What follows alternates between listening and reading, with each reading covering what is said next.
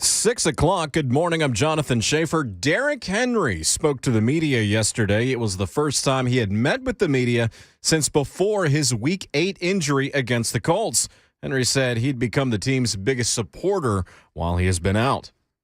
Oh, I was definitely the biggest cheerleader. It was fun watching him, while I missed playing with him, but did a great job. Guys stepped in, guys who were hungry did a great job running the ball. And overall, as a team, they did a great job as well. And for us to have number one seed, get a bye week, and then come into the division round against a good opponent. Henry was coy when asked if he would play Saturday against the Bengals, and the team has not activated him as of yet, but indications are that he is set to return. Bengals Titans 3:30. The kickoff. Our coverage begins at 11 a.m. with the Lee Company countdown to kickoff on Saturday. To the hardwood, Grizz fell at the Bucks last night, 126-114. John Morant, 33 points, 8 rebounds, 14 assists despite the defeat. Winnipeg faces Nashville tonight at Bridgestone Arena. Puck drop set for 7 o'clock. The Preds will attempt to break a 4-game losing streak. For all your foundation repair and waterproofing needs, visit USSTN.com. Breaking news at once. On over the Titans and the Vols, this is 104.5 The Zone.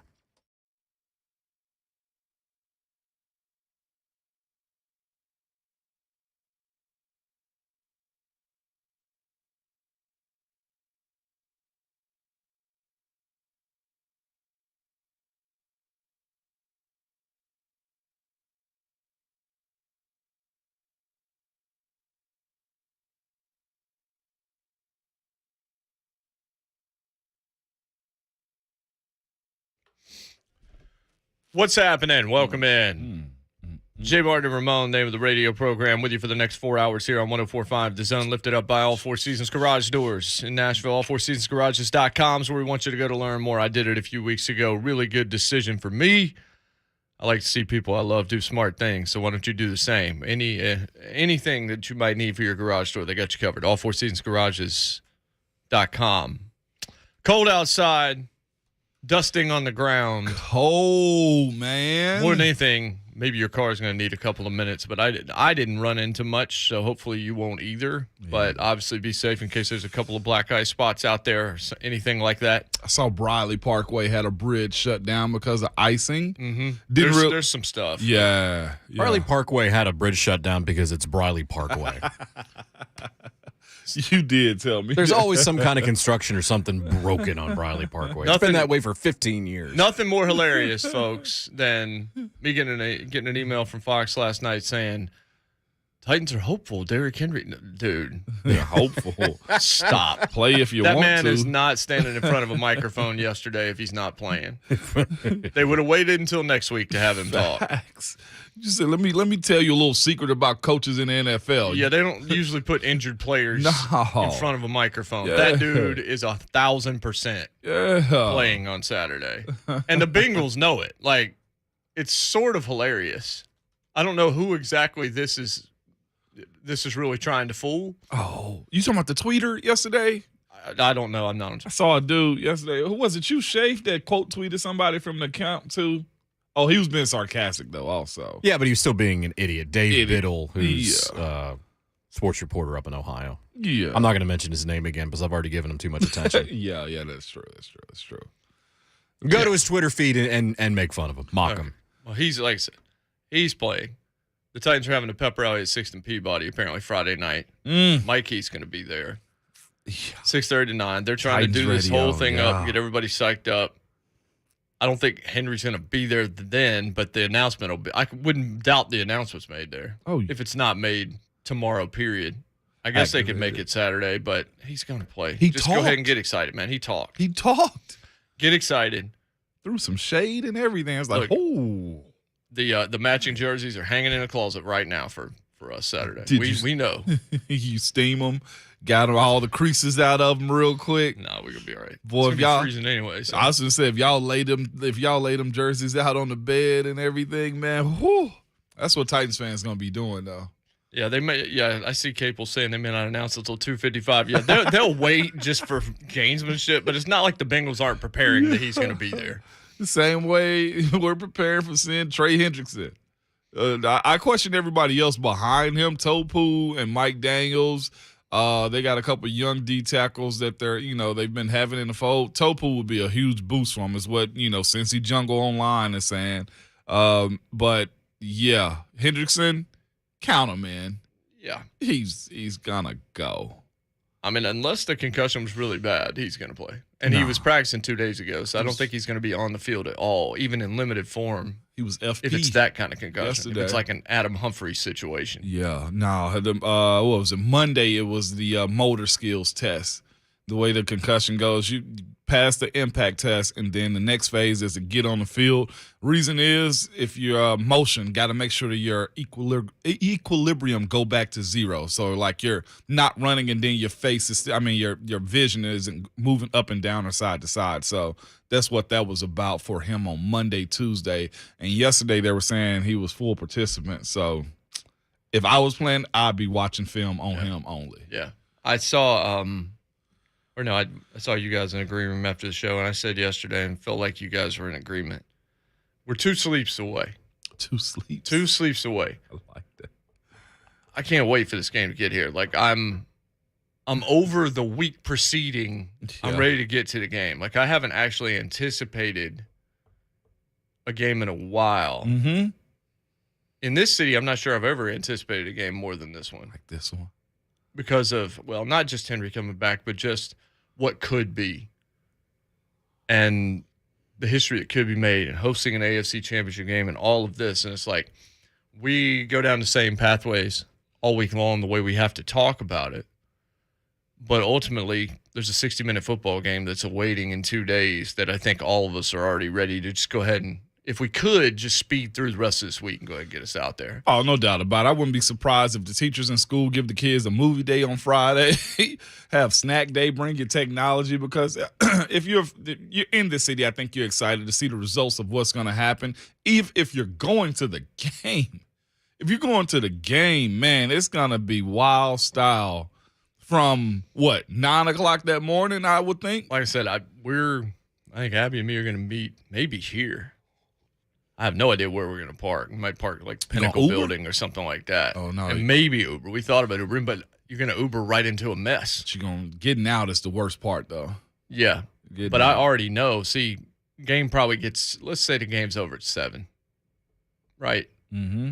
I got to be on the radio at 9 for Fox. Yeah. So I'm pretty much going to go straight from the game, maybe a quick bite somewhere, but almost immediately to the studio to do 4 hours with Aaron Torres. So Saturday's going to be lit. Saturday's crazy. Like, I think we realized I'm probably going to have to move my procedure on my eye back. It was supposed to happen Saturday morning, but I don't think if they do that, I can go to the game, because I'm going to have, I'm going to have to wear protective eyewear that day and all this. And that's I was really hoping to get that done this weekend, but I think I'm just going to have to move that back. Abby's like, either that or we just won't be able to go to the game. I'm like, no, we're going to the game. Yeah. I mean, that eye procedure can wait, Jay. I'm going to be real. You fine right now? Hey, we got next week to get this done, and you're going to be all right. Yeah. I wouldn't miss this. You've been a pirate for 3 months anyways. What's another weekend? Matey. I have nipples, Greg. Can you milk me? The Fockers, meet the Fockers. Which one is it? Today on the show, by the way, Steve Palazzolo, Bengals play-by-play analyst Dan Horde, Iron Eagle, CBS will be on the call with Charles Davis for the game, Coach Mack. So we got you from every angle today. Yeah. And then tomorrow, Mike Keith, of course, and we're going to have Tyler Dunn back, which we knew we were going to because we had been tipped off that the Simmons story was coming, even though we had Ty last week. We're going to have him again. Because talk about the Simmons piece. Similar thing on Joe, too, yeah, didn't he? And he did a Joe Burrow thing probably 3 weeks ago, 2 weeks ago, something like that, because it was an animated picture of Joe Burrow with a cigar in his mouth. That's what I got in the email. It was interesting about having Cincinnati people on this week, too, is I did a couple shows. I told you I did a couple shows yesterday. And they were Cincinnati Titan-centric, and what's interesting is I brought up to them, I was like, man, this team feel like an underdog down here. And they was like, what? Why would Tennessee feel like an underdog? They're the number 1 seed. It was like, Cincinnati feels like an underdog. And I'm telling them, no, you guys got Joe Burrow. That's all you see over ESPN. He was like, well, this fan base, they think they don't get enough respect. Well, they're right. they're right in their own minds because it's brand new to them. They've sucked for so long. Talk about it, Jay. You can say that slow. I mean, they have been the dregs Come on, of man. professional sports for a very, very long time. Let it ride. So Jay. this year they're feeling good and they want validation. Yeah. They want the national folks. They want people to talk about them because they feel really good about their team. Mm-hmm. But it ain't there yet because they've won one playoff game in 31 years. Mm-hmm. Like, One. That's the thing.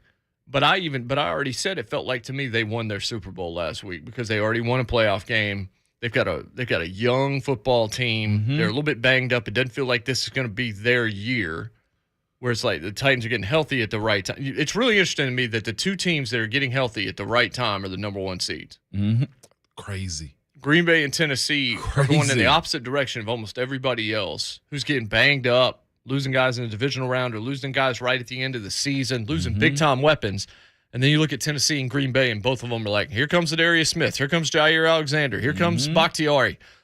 Here comes all of this. And then, of course, the Titans. Here comes Henry. AJ hadn't been healthier all year. Julio hadn't been healthier all year. Bud Dupree's ready to roll. Like, all of this, the number one seeds are, like, becoming Voltron in a way that they haven't been all season long. But I'll say this team for sure, since they ain't going to go out without a fight, I tweeted out, or I retweeted a quote yesterday from Joe Burrow, and it's interesting on where they are to that point about them having him and that 31 years. And I know people that's played there that's sending congrats to the guys from what they call breaking the curse of winning a playoff game. Mind you, they had some really good teams. They had teams full of like 5 Pro Bowl guys, you know?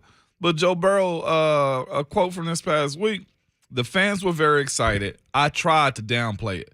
This is the standard for the bare minimum every year going forward.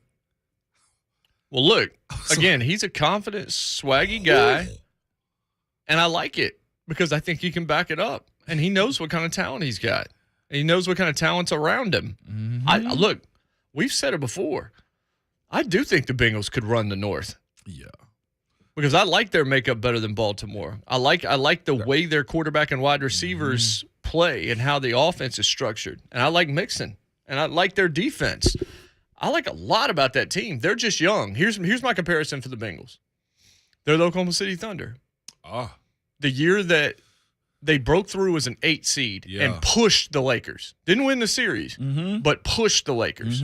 Durant, Russell Westbrook, James Harden, Serge Ibaka. Like, all of those guys, they were coming, but they weren't there yet. They had to crawl before they walked. So they got into the playoffs, and people said, man, they're going to be good. They're going to be all right. That's what Cincinnati is to me. Yeah. But what's the difference between those two or the two sports is the fact that NBA players always want to break up to get their own team.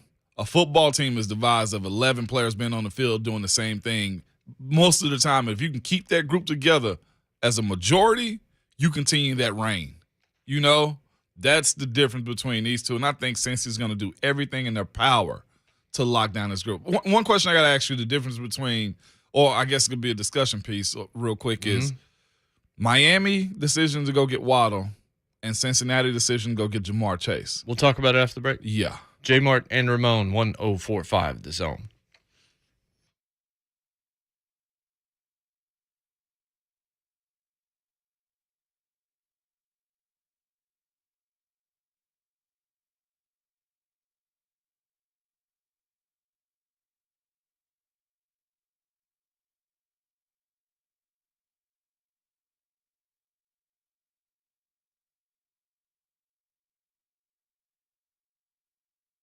Baker Burwell is the disability brokerage financial professionals can count on to deliver disability insurance, education, products, and services. What is your most valuable asset? Most people are going to tell you your home. Think again. It is your income. And this may sound crazy, but let me explain.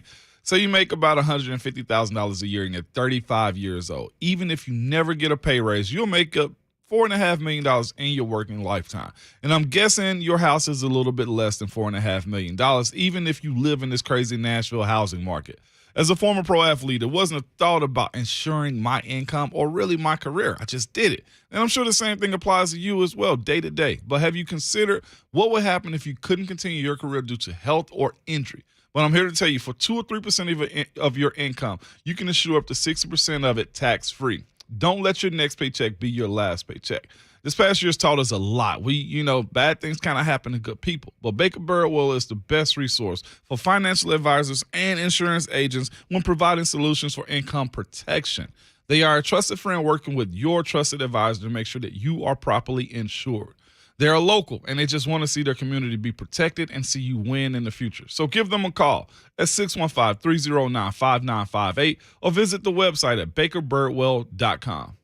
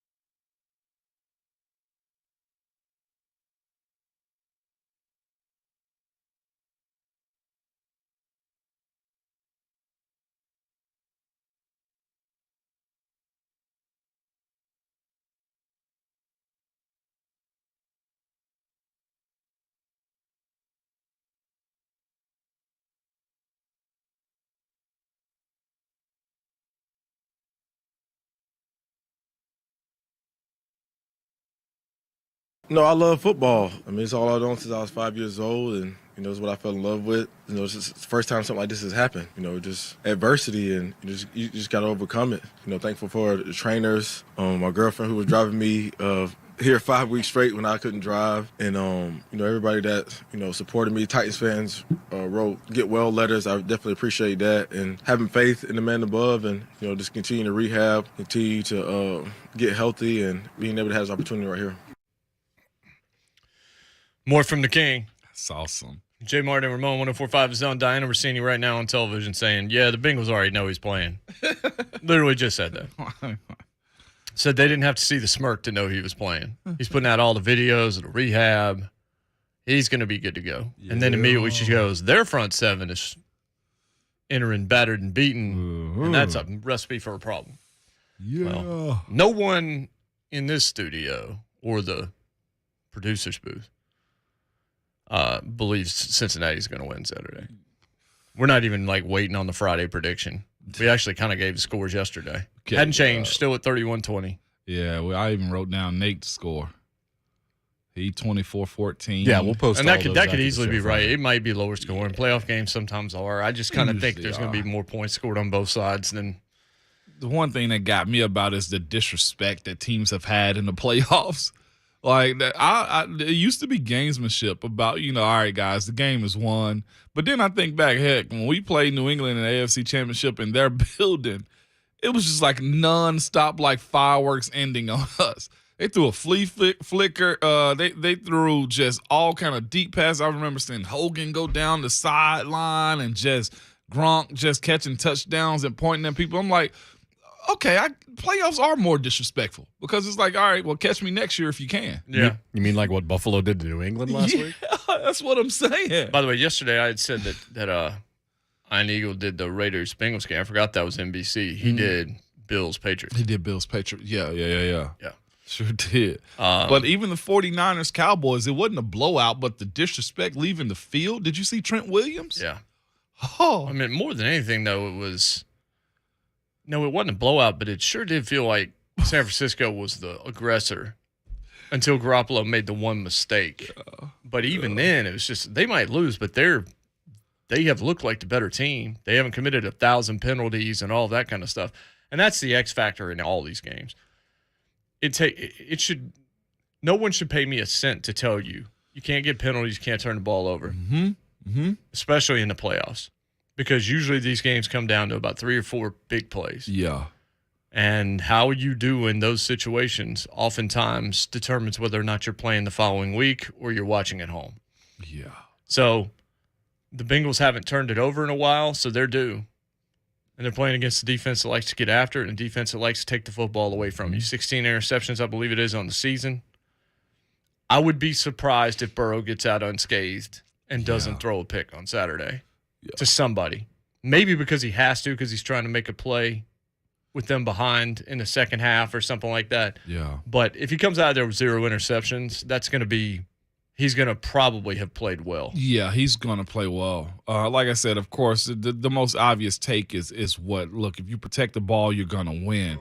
And that's been a story for Cincinnati this year also. Like I said, multiple turnovers, those are the games that they've lost right there, legitimately have taken L's on. And they'll give it away. That's 7 games of multiple turnovers that they've given, they've lost the ball simply because of that.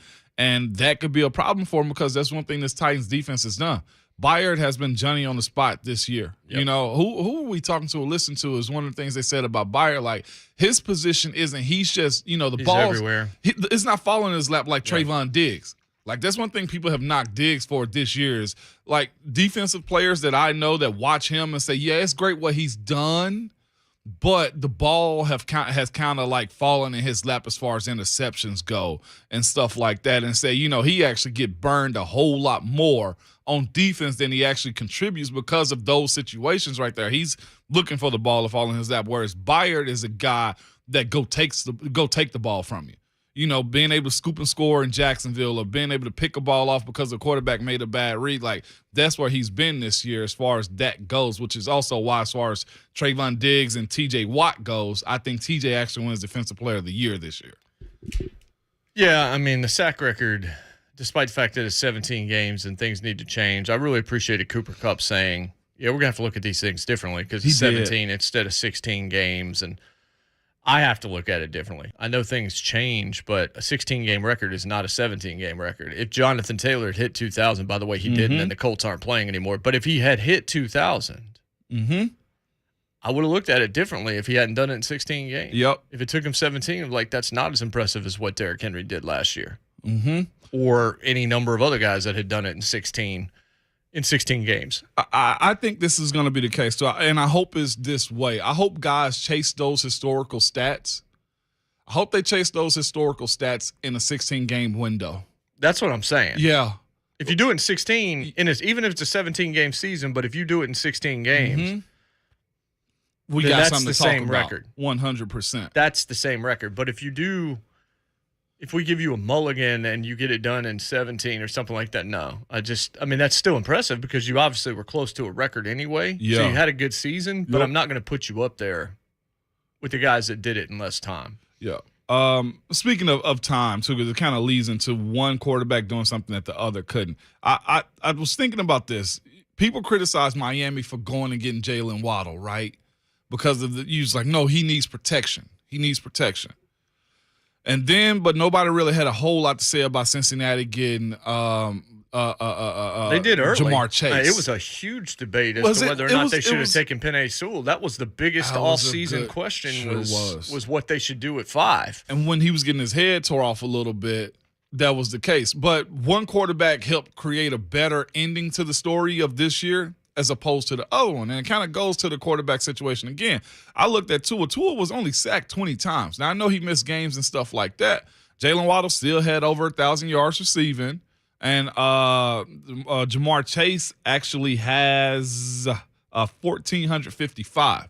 Thing is, Joe Burrow's been sacked 51 times in a regular season. You would think that he wouldn't be able to get the ball off and get the ball to his guy more often than what Waddle got in Miami. So I'm just looking at this scenario like, okay, well, maybe we need to start reevaluating these situations a little bit different. Well, I mean, what was it that we discussed last week? I think it was with you. I did it with somebody where I said, let's look at all the teams in the NFL and find the wide receiver one. All the teams that are playing right now, the ones that are still in the playoffs right now, which ones of them don't have like a top flight wide receiver one to go with a good quarterback? Like which one? Because I don't know that there is an answer, folks. Yeah. Like I'm pretty sure all of them do. You got 2 in Kansas City. Yeah, you do. You've got at least 1 in Buffalo. You've got, when Godwin's healthy, you've easily got 2 in Tampa Bay. Green Bay. You've easily got maybe the greatest wide receiver in the game right now in Devontae Adams there. You've got AJ and Julio here. You've got Chase. And you've got nice running buddies for him to go with T. Higgins and Tyler Boyd as well in Cincinnati. Keenan Allen and Mike Williams. I mean, that's even guys that didn't make the playoffs. Exactly. Michael Pittman is a wide receiver 1. Yeah. Like, you have to, at this point in time, I am not going to be upset if you draft a receiver in the top 5. I will if you draft a running back in the top 5. I.e. New York Giants. Exactly right. That's one of the biggest mistakes. If you've already got the quarterback, then you can start to look at some of those other positions. But you can there's so much value in a lot of running backs that are, I mean, look at what Kansas City is doing right now with Jerick McKinnon. They picked up McKinnon off a scrap heap, and McKinnon was great for them on Sunday night. I mean, even here, I mean, Deontay Foreman has looked pretty good. I'm looking down the list, Terry McLaurin in Washington. Washington football team. Elijah Mitchell's a rookie that was picked in the 6th round, I think it was. Yeah. He's still playing right now. And we didn't mention them, but you got Debo. Of course, yeah. You got Ayuk, and you've got Juwan, and you've got Kittle. Like, all of them have top-flight receiving targets. If you've got a receiver that you believe in, go get that guy. If you're Miami, all due respect to Devontae Parker, it never became wide receiver 1 there. No. He became much more Ted Ginn than anything else. I don't mean in terms of speed. I mean in terms of how you would use him. So, yeah, you go get Waddle. And Waddle, at first, it wasn't paying dividends. But you see what happened in the back half of the season. Yeah. Waddle got hot, along with Tua, gave him an outlet, and all of a sudden Waddle started making plays. Yes, indeed. And that's where I was going to go with as far as just, look, you say what you want to. And I've heard my old quarterback get criticized because of that before. And I think it was kind of smart on his behalf to acknowledge, look, I can be good, but I could be even better if you'll give me more options. Like, that's one thing to truly invest in. We were having that conversation yesterday in the green room, remember, about I hate to keep bringing this kid up, but the haunting of Isaiah Wilson.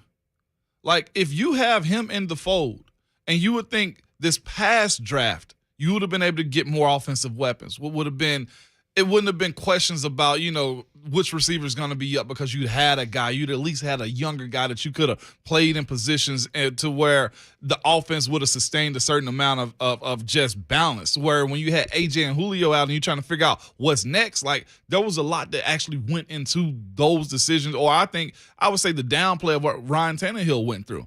Like I said, as much as friggin' Joe Burrow was sacked, their production and ability to actually go down the field and score was because he had a dynamic wide receiver. And it is going to be really interesting moving forward, considering how important the passing game has become to the NFL, what these receivers start to demand also as far as pay. Like, the quarterback is number one when it comes down to it, but these wide receivers are probably going to get to this point after seeing this type of production. And not only just that, these young guys that are actually having this type of production. Right. Like cousin Danny of the Borough, who is King Troll this week. Yeah, he's on. And Monday, he's either going to be really sad or he's going to be insufferable type. Either way, he need to come knock on the front door and get whatever. He says Bengals have the best wide receiver room in the league. I would argue Denver does, from top to bottom. I think Chase is better than anybody in Denver, even though I think Cortland Sutton is awfully good. But I think in terms of depth, Denver might, which is why a lot of people think Denver's one of the best jobs or the best job, and why Aaron Rodgers would maybe want to go there, because you have a room full of wide receivers. Plus, I like Uzama, but I think you're going to take Noah Fant. Just as one example. Mm-hmm. But certainly their wide receiver room is among the best in the NFL. You know who had one of the best? I would say I would throw Vegas in there, and San Fran's got to be. San Fran's in there, and another group is Dallas. They just underperformed. Dallas has got they've got three guys, but of those three, Gallup was hurt almost all year long, and then you had Amari, who he can kind of disappear. Mm-hmm. Lamb's the one that I really like. CD, yeah. 100%. And another team that had a really good one, Andrew hit him and AB hit him, was Tampa. Tampa has a really solid group. You know what I'm saying? So this idea that you got to go get one before the other as far as protection, I'm all about O-line. Like, you got to go get the guy.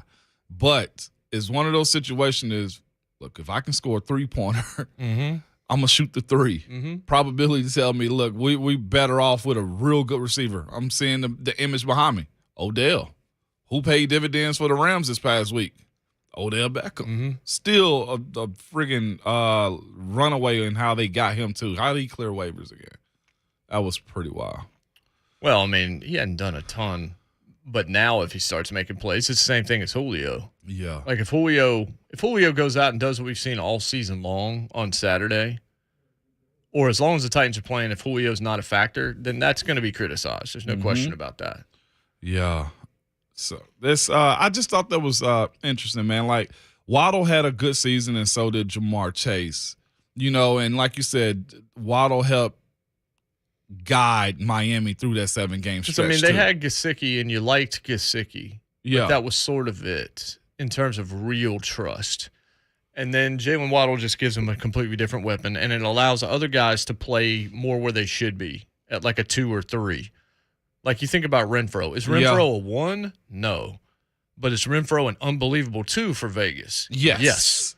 Unbelievable hands, perfect route runner, combat catch guy, even at his size. He's willing to go over the middle and take that. Yeah. But Waller makes it possible. There's always somebody else that makes it possible. Like, the best receiver rooms, I think the Rams have to be included if Robert Woods is healthy. Mm-hmm. Because then you would have Kupp, Woods, Van Jefferson, and Odell. Mm-hmm. And then if you want to add Higbee to it, if you want to include the tight ends. Yep. And I think since he's in the discussion, no question about that, because T. Higgins was very good last year. Yep. Before JMart came in. And that's what I was going to say. Heck, San Fran's got to be in there. He could be a 1, but heck, T. Higgins, but he's a very solid 2 at this point. And Denver, I think, maybe has 3 potential 1s, depending on the team, which is why I still would say they probably are in terms of pure talent. You just haven't got to see a lot of it because the quarterback's situation has been such a problem for Denver. Yeah. And they've been injured. Judy got hurt at the beginning of the year. Tim Patrick, who just got paid big money, he lost his season like midway through. All of them have been banged up. Sutton missed all of last year. Remember, he was going to play on Monday night against the Titans. Got hurt, missed the whole year. It was like an AC joint and then something else. So there are some rooms across the league. It is becoming a situation where you kind of need more than one guy. You do. But you need one guy that then makes the other guys better. And that's what you kind of have in Tennessee. If AJ's right, NWI's got space. Yeah, he does. And those other dudes all of a sudden look a lot better. The one sad thing here, I would have liked to have seen more from Marcus because Marcus Johnson was starting to emerge. We had him on the show, and then he had a really solid game, came on with us. Great conversation. And then all of a sudden the season came to an end. And then it was rolling. And it's just like, Yep. And he's got the speed. And that's one thing you always got to have. One guy to take the top off the defense. And what did he do on the play that he freaking pulled his hamstring too? He took the top off the defense on that play. And you're like, you're there. You're right there, man. But it'll be interesting because the DNA of the Titans is to win on the ground too. I wonder if moving forward, you get more or you get more tools or more weapons that you can go to through the air. I think that'll be the case for this team because most teams are doing it, and they would have absolutely have loved to have that option this year in the draft. But of course, when you have your 2020 draft pick that kind of botched your plans, you got to go O-line again. We've said this I don't know how many times. The Isaiah Wilson pick has really, really set the franchise back in terms of what they had to do this draft. You would have probably gotten another wide receiver in the second round, very possibly. At which point, and there was some good ones. I don't know if Julio ever gets here. I'm not sure you even make that move at that point. Maybe you still do. I don't know, but maybe then you can bring in Josh Reynolds and let him be the 3, depending on who it is that you draft. Yeah, but you had to go try to overcome the Isaiah Wilson pick with Dylan Radins. And Reynolds actually went and had a good little showing in Detroit also. As far as his time spent there. So it wasn't like he couldn't do it. It's the fact that maybe during that stretch of the season, it wasn't in the plan for him to be a focal point to get the ball. And he wasn't happy. There was not going to be a fit after Julio got in. They brought in Reynolds, and that's what you heard about. Then Julio comes in, and then what do you have? Yeah, for sure. 615-737-1045 is the telephone number. 737-1045. Certainly, we are 2 sleeps away from the AFC divisional round game right here in Nashville as the Titans host the Bengals. What's on your mind if you're a Titans fan? Cousin Danny, I expect to hear from you either today or tomorrow with your smack talk. And prediction. And, yeah, absolutely. You can go ahead and start dropping predictions all you want. See how confident that he is. Just don't call us and say, I predict Derrick Henry's going to play because we know. And by the way, y'all, tickets at 7:15. That's right. Forgot to mention that. We're giving away tickets. This is the hottest. We are giving away tickets. And guess what? We might not be done giving away tickets this postseason. Just saying. Let's do it. 7:15. If you want to be a part of the scene in Nashville on Saturday, you'll have your opportunity at 7:15. You won't want to miss that. And then we'll have Steve Palazzolo. Maybe you'll want to miss that. It was just an easy way to. It was easy wordplay. It's easy wordplay. 6:41, and here we go. 615-737-1045. JMart and Ramon, 1045 The Zone.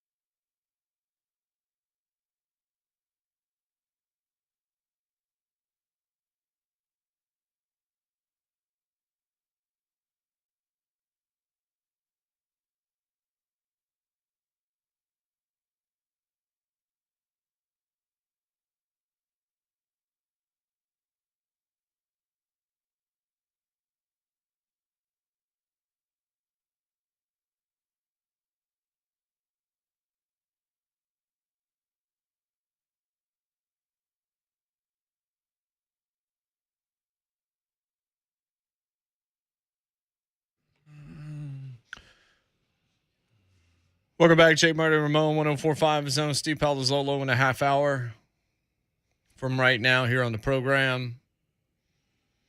Louis Riddick talking about the Titans right now on ESPN.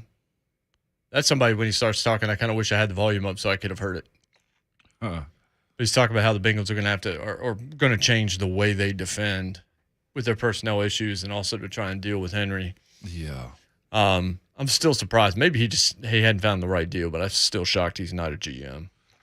There's a lot of pressure that goes into that. I know. Maybe he didn't want to, but I know he's interviewed for him. Yeah. A couple of different times. It's always good to be wanted, though, right? He might be taking a pay cut to do that job. He might. I don't know what he's getting now.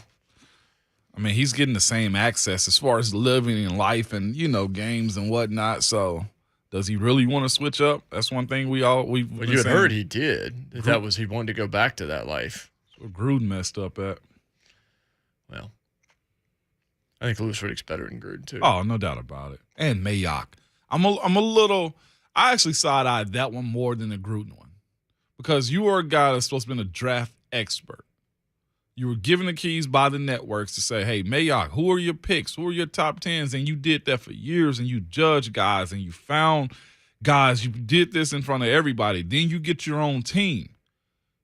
And I'd say he had some good talent. You can't help the 2 first-rounders that did what they did. That was just it's not silly. like he knew Henry Ruggs was going to have that issue. Yeah, no.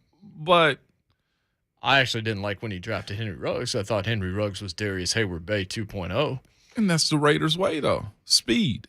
That's what they do. But it was early. It was too soon to get that guy in that situation. They got Leatherwood, but it worked out. It did. Or he had a little bit of a struggle this year, too. Remember, he's supposed to be in the tackle. They moved him in the guard. So that wasn't his drafted position either. So Maybe they were already going to move him, though. Yeah, but they tried him at tackle first. So that was my only thing is, look, they tried and they failed. And that's always the fallback plan on that one. But you can't be the guru on the network and then get fired 3 years later. Now, I know it kind of crumbled because you're a head coach. And like you said, the 2 first-rounders kind of kicked you in the shins too. Well, but it felt like they were just trying to hire celebrities. They weren't trying to hire winning people because Mayock didn't have a track record that made any sense. That's what I'm saying. And he was in a job where people took his drafting seriously, and now I don't really care what his evaluations are. If he tries to go back to TV, he's going to have to step aside for a little while because of that. But it's just like, why? Because he was on TV? That all of a sudden made it because he was doing Notre Dame games on Saturday. You need to make him the GM of the Raiders. That was just, to me, it just reeked of, I like that guy on TV. He's going to be our general manager. They're trying to find a new the GM in the San Francisco. You know what I'm saying? Like they're trying to find a guy, like a celebrity, like a John Lynch. Like it doesn't work like this. Just because, hey, I'm cool at skating at the neighborhood park, don't mean I should go beat Tony Hawk. Right. Raiders, man, like get it together. Between them and the Giants, I'm like, what are we doing here? Oh, it is what it is. If the Cowboys aren't careful. Well, yeah, them too. Would you fire McCarthy? Yes. I couldn't even finish. I know where your heart lies, Jay. Yes. But would you fire him for Dan Quinn to take over? I don't know how much I believe in Dan Quinn, even though I'm going to talk myself into it if he goes to Denver. Couldn't even let me finish. That was like, yes, I would fire him. I would want Kellen Moore, perhaps. Yeah. But, I mean, McCarthy's he's old. He's just another example. He's like a retread. It's like continuing to hire Mike D'Antoni in the NBA. Like, what are you going to get out of it? Like, he won a Super Bowl with Aaron Rodgers and then never got back to another one. And then Aaron Rodgers gave him the boots. Yeah. Pretty much. If you read Ty Dunn's, like, takedown piece from years ago when he talked to everybody in the Green Bay organization, you just get the feeling it's like, this is a bad situation with people I don't want to be around. And McCarthy's one of them. And just like the way he talked after the game about the decision-making process and being belligerent after your team lost and committed all those penalties and were undisciplined. And when he was out and Dan Quinn was the interim coach and they won. Yep. There's nothing special to me about Mike McCarthy. Mike McCarthy's you can get off of trees. Like, you can just pull them down like apples. There are dudes that can win double-digit games with talent all over the place. Did you hear what he said this weekend, too, after the game about the team that lost, his team? from Michael Gelkin, I think is his name, NFL. He's a verified find. Ty Dunn is the one who actually retweeted this. Mike McCarthy said, I thought we were nervous to start the game. I felt it in the locker room at the team prayer. Let me take the word nervous back. It was a little angst. I just think it was the first time we were doing this as a whole. Dude, you've had this team all year long. It's the playoffs. And you saying you felt nervous? And then, I don't want to say nervous. I'm sorry, we had a little angst. No, you had a little L is what you had. That doesn't sound like a leader of men, Jay, He to also say said, that. I know how to win in this league. It ain't about you, though. God. He just seems like he's very fond of himself. He seems like one of those old school Tom Coughlin, one of those kind of guys, old guard. We got to get some of these people out of here. Get them out, We man. just got to get some of these people out of here. Like, look at who's winning and look at who's playing right now. Vrabel might have a little bit of an old mentality, but Vrabel's still, young and hungry. Like Tupac said, old flabby, washed up like Larry Holmes. Yeah, like, that's what get I'm him saying. out the league already. That's what I'm saying. That's why I didn't need you to say any more than should they fire Mike McCarthy. Yes. I almost said it before you even said his name because I knew where you were going. Should they fire? Yes. You knew where I was going with Absolutely. it. Jeez Louise, man. 615-737-1045. I see Russ and Mount Juliet on the line. You can join him. A reminder, 7:15, your chance to win tickets to the divisional round and Derrick Henry's return. Yeah, we're just going ahead and breaking the news. Like, it's not news, but it's going to be the worst kept. That announcement's going to be everybody going crazy. Yeah. But everybody already knows. They've already been celebrating in their house all week. Yes! Yeah, that dude's been celebrating. He'll join us as well a little bit later on in the program, as will Ian Eagle of CBS. 1 hour down, 3 to go. JMart and Ramon, 104.5 The Zone.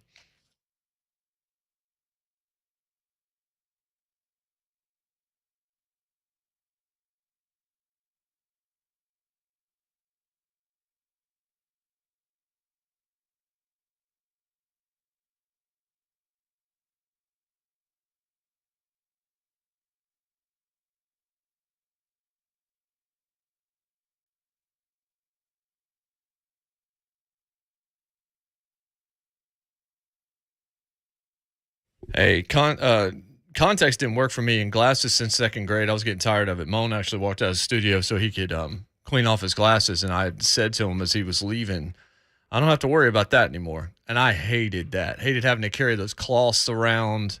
Had them in my glove compartment, had them in my center console, had them all over the place. And seemingly every time I needed it, I couldn't find one.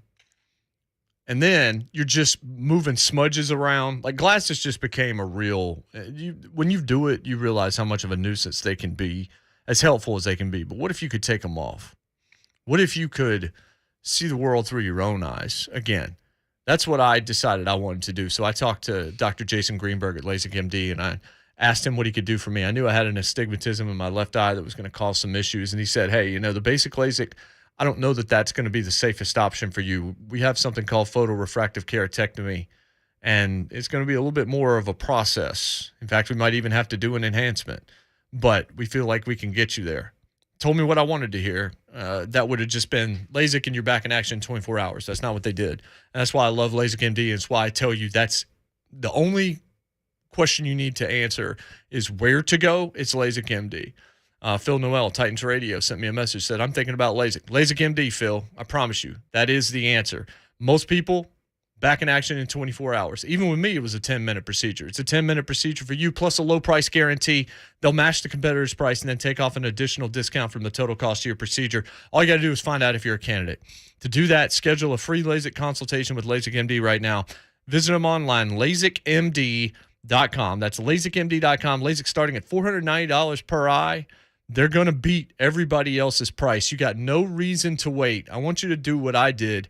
I want to see Ramon do it too. I don't want to see him walking out of here smudged up glasses anymore. It's a bad, bad first world problem to have. LASIKMD.com.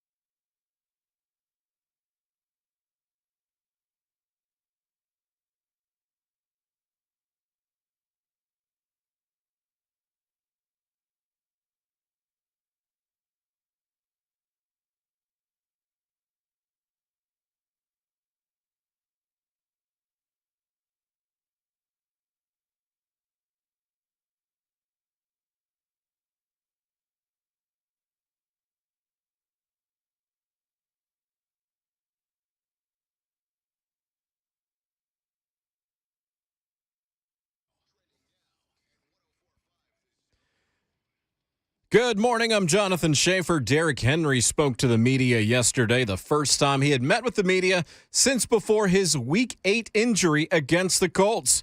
Henry was coy when asked if he will play Saturday against the Bengals. Do I expect to play? See how this week goes, and we'll see where I'm at on Saturday. Yeah, he's playing. Bengals Titans 3:30 kickoff. Our coverage begins at 11 a.m. with the Lee Company countdown to kickoff. NHL, Winnipeg faces Nashville tonight at Bridgestone Arena. Puck drop set for 7 o'clock. The Preds will attempt to break a 4-game losing streak. To the NBA, Grizz fell at the Bucks 126-114 despite a great performance from Ja Morant, 33 points, 8 rebounds, and 14 assists. College basketball, Belmont at Morehead State tonight, 6 o'clock tip. That game will be on ESPN News. College football, Stetson Bennett said Wednesday he will return to Georgia for a final season. Meanwhile, the QB he replaced, JT Daniels, and also Bulldogs receiver Jermaine Burton both entered the transfer portal. For all your foundation repair and waterproofing needs, visit USSTN.com. Breaking news at once on your home for the Titans and the Vols. This is 104.5 The Zone.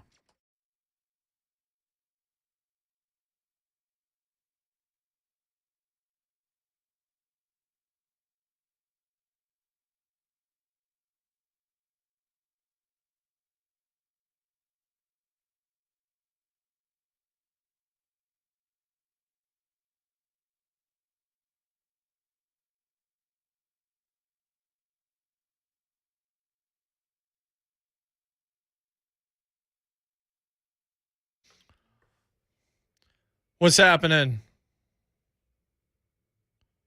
Hour number 2, JMart and Ramon, 104.5 The Zone. 11-year NFL veteran involved for life, Ramon Foster, Jonathan Schaefer, Jason Martin, at Ramon Foster, at Schaefer on Sports, at JMart Radio, at JMart and Ramon. Divisional tickets were given away right before this break. Steve Palazzolo on the other side, but that's why you want to listen to this whole segment, because you got a chance at 7:15-ish, maybe a little shorter, 7:13, to win a couple of tickets to see the Return of the King. Mm-hmm. We think. We'll see how it goes. We'll see. On to Cincinnati. We need that. Why have we not been playing that cut all week? We're on to Cincinnati. We're on We're on to Cincinnati. We're on to Cincinnati. We're on. Buffalo just went up there and kicked our ass, but we're going to go on and play Cincinnati. Ross and Mount Juliet. Russ, what's going on? What's up, Russ? Hey, guys. Do y'all really think Kellen Moore is worthy of being a head coach? I mean, as a Cowboys fan and watching tons of games, he is – I don't know if it's him or Dak or whatnot, but that offense is just completely inconsistent. I don't know that I would ever want them to – any of those or whatever the issue is there to be running a team. And I don't know about Dan Quinn, but yes, you're right. Fire McCarthy. See, that's the bigger thing. It's like, I don't know if Kellen Moore is the answer. Me either. I would rather give him a shot than continue down the Mike McCarthy pathway. I think is maybe let me say it that way. Okay. I'd rather have the young guy who would give him a chance Kellen to Moore? try and prove himself, Kellen Moore, Okay. than I would old grizzled Mike McCarthy, Kevin James' older brother. He's the picture in which Jerry Jones wanted to be his head coach. I mean, they had Jason Garrett for a long, long time. Now they got McCarthy, who's staring down media. Did he really? Yeah, just the way he's talking, like, how dare you criticize what I did on fourth down, or how dare you criticize this? So you're just quiet, man. Pipe down. I don't know a whole lot about Kellen Moore and what he's done. His name is hot because why? I'll say this. I think because it's Dallas. I'm with, I call her a second ago. Like I think he needs a little bit more seasoning.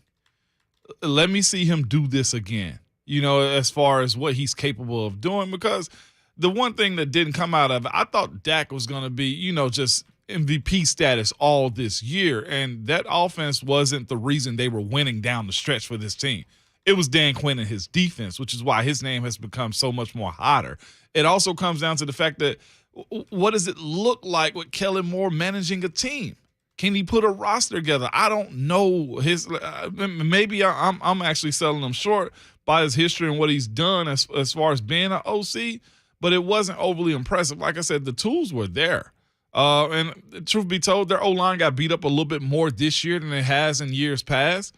So if he gets this group next year and he doesn't have Tyron Smith and, a couple guys walk away from them, it's going to be interesting to see what this team does. I think he needs another year in Dallas, whether that's with McCarthy or whether that's Dan Quinn taking over the leadership in Dallas.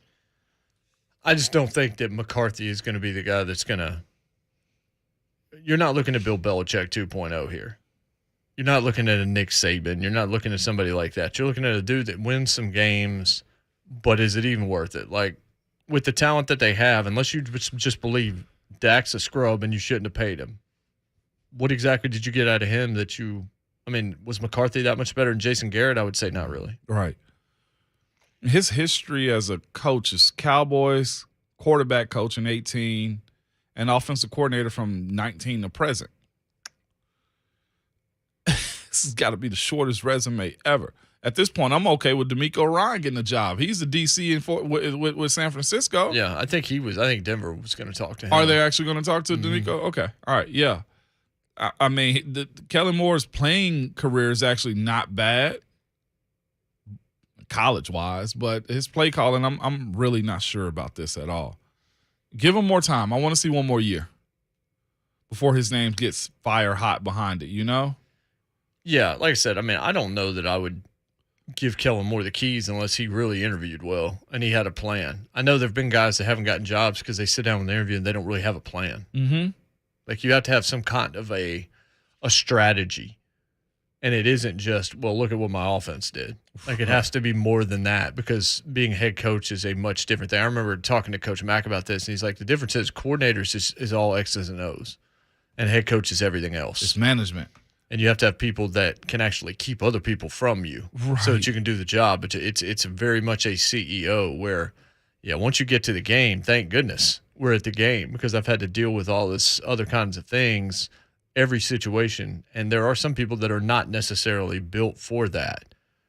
You have to – it's different than being a coordinator. It's a whole lot of management of emotions, players, people, skills, just team building. Kellen Moore's probably way down the list, but I can understand why his name is a little hot right now with what Dallas did offensively, but no, not yet. I didn't realize he was only 6 foot. I say only, that's above average, but he's 6 foot tall. Yeah. Rather short. Only thing Kellen Moore's done is look like Will Bowling. Yeah, he still looks like Will Bowling. He's stupid shit. He's silly this morning, man. Will Bowling with a little bit more gum showing. What? I would agree with that. Yeah. Now I gotta go look this guy up. Mm-hmm. He's gummy. He's Yeah. A little bit. start calling him gingivitis more. Yeah. A little Mr. Ed thing going on. Y'all better be better right I'm not saying anything wrong with it. I'm just saying Will Bowling's not exactly gummy. No. By the way, if y'all are calling in right now for the tickets, you've already lost. Yeah, I'm you not can't gonna do take it your that call. way, guys. Because Jason said it would be around 7:13ish. She didn't give the cue to call. Does Drew actually want to talk? Drew does want All to right, talk. let's go to Drew in the borough. Drew, what's up? These tickets are hot. Drew, go ahead. Oh, he hung up. He was trying to win. Drew.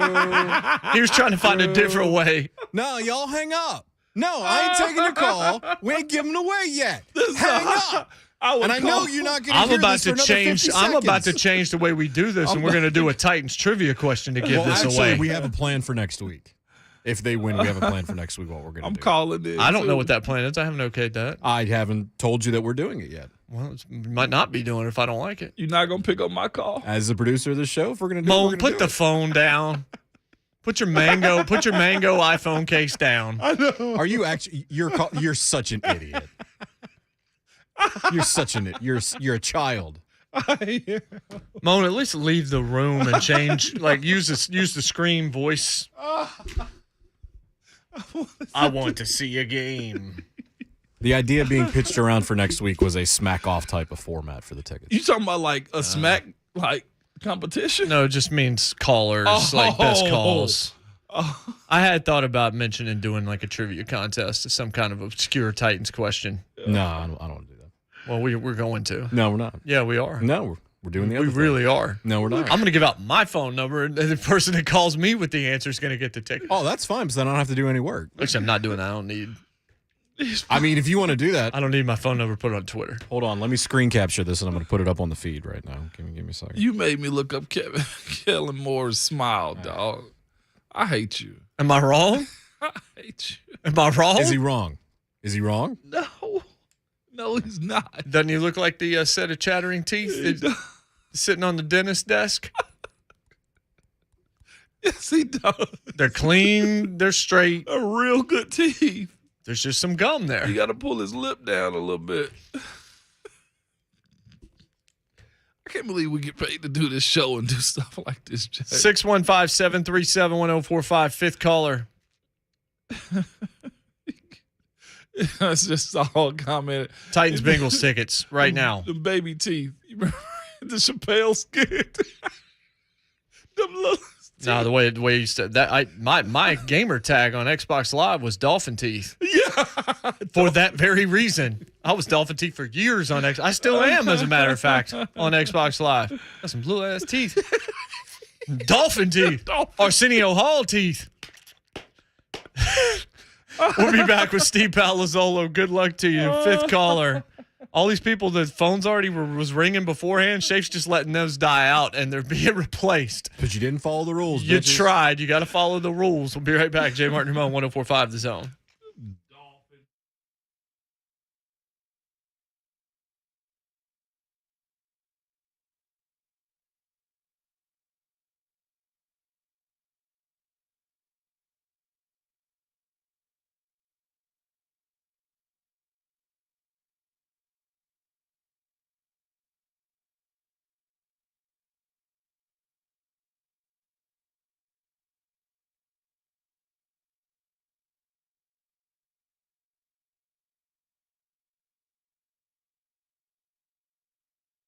We're on to the divisional round of the NFL playoffs, and DraftKings Sportsbook, an official sports betting partner of the NFL, is celebrating with a huge odds boost for new customers.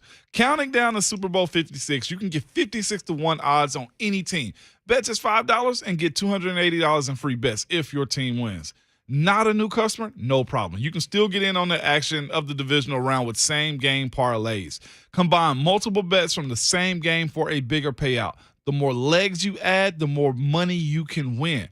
DraftKings is safe, secure, and reliable. And the best thing about it, you can deposit and withdraw your cash whenever you want it. So download the DraftKings Sportsbook app now and use promo code WGFX and get 56-1 odds on any NFL team.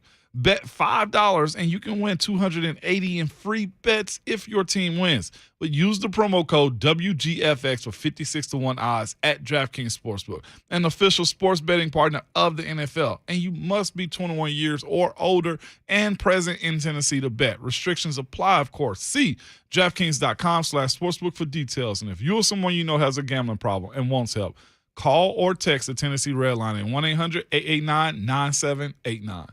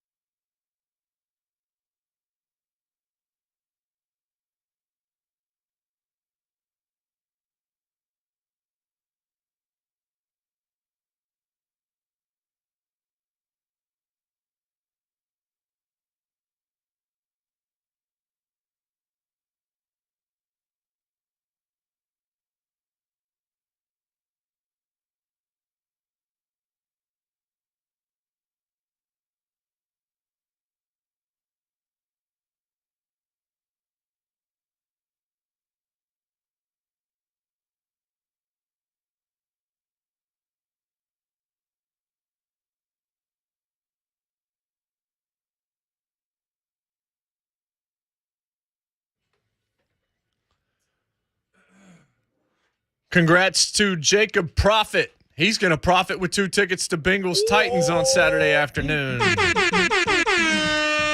Hot ticket. If you are calling right now trying to win, please stop. Yo, a loser. 5th caller takes all of about a quarter of a second. Yeah, I already hung up too, man. I am not Sorry, joking. Ramon. Dozens and dozens of calls have come in for those tickets. Whoa. And they're already Jacobs, man. Y'all can just keep calling. You ain't getting them. Y'all better head to that And pep rally. because of Mike's calling for the tickets, nah. Kellen Moore called in trying to win tickets. Couldn't do it, though, because his voice was a little hoarse. Huge. Yeah, I knew where you were going, Mr. Ed. Need to find out who his dentist is. You know a surgery you can get for that, too. No, I know. Yeah.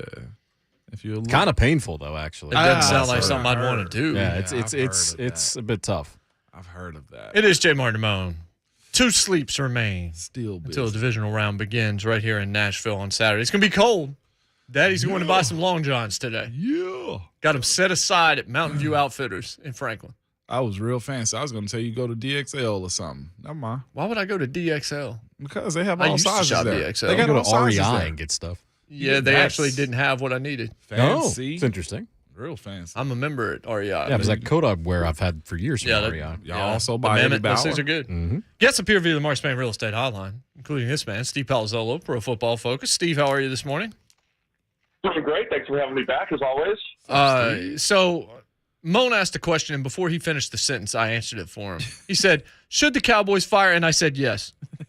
Tell me where I'm wrong about Mike McCarthy just kind of being one of these old guard dudes that I would rather see somebody else get an opportunity.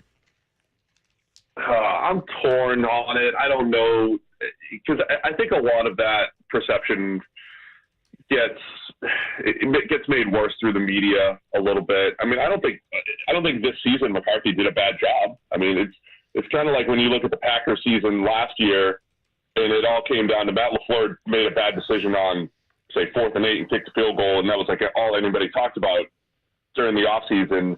But generally the season was good. I thought McCarthy overall has done a good job with the Cowboys. Now, Jerry Jones' point of, hey, we just accumulated the best talent in the league, do better than this, might not be unfair. You know, they do have incredible players on both sides of the ball. So I'm kind of 50-50 on it, sitting on the fence. I don't think McCarthy is a disaster, but I also don't think that, I do think they could also find better. So how's that? No, that's fair. That's okay. I mean, I know the guy's won a lot of games, and because he played with Aaron Rodgers or coached with Aaron Rodgers, and they only made it to one Super Bowl, you kind of look at him a certain way. I think maybe it's just his attitude on top of the fact that I think there's a lot of people with that talent that could have won a lot of games that made me kind of side-eye that. Luckily, though, they aren't playing. We can talk about the teams that are. What does it say that the 2 number 1 seeds seem to be the teams that are getting healthy? Like Bakhtiari, I know he was limited, but you're expecting to have him, and guys that haven't played almost all year for Green Bay coming back. And obviously, we know Derrick Henry's playing Saturday, Steve. I'm not saying that you say that we're breaking that news, but we all know he's playing. Injured players don't speak to the media. He talked to the media yesterday, and there's a pep rally tomorrow night here in Nashville, downtown. So we know what's happening here. But what does it say that the Packers and Titans are getting healthy at the right time? You guys are having a pep rally. By the way, this is like rivalry week between our cities here. I'm in Cincinnati. You guys are in Nashville. We shouldn't even be talking this week. But this is great, because I think that's part of the story for the Packers and the Titans, right? I mean, when you look back at the Titans season, it's like, man, boy, did they really step up in some of the biggest games of the year against the Bills, Rams, the Chiefs, the Colts, when the Colts were better.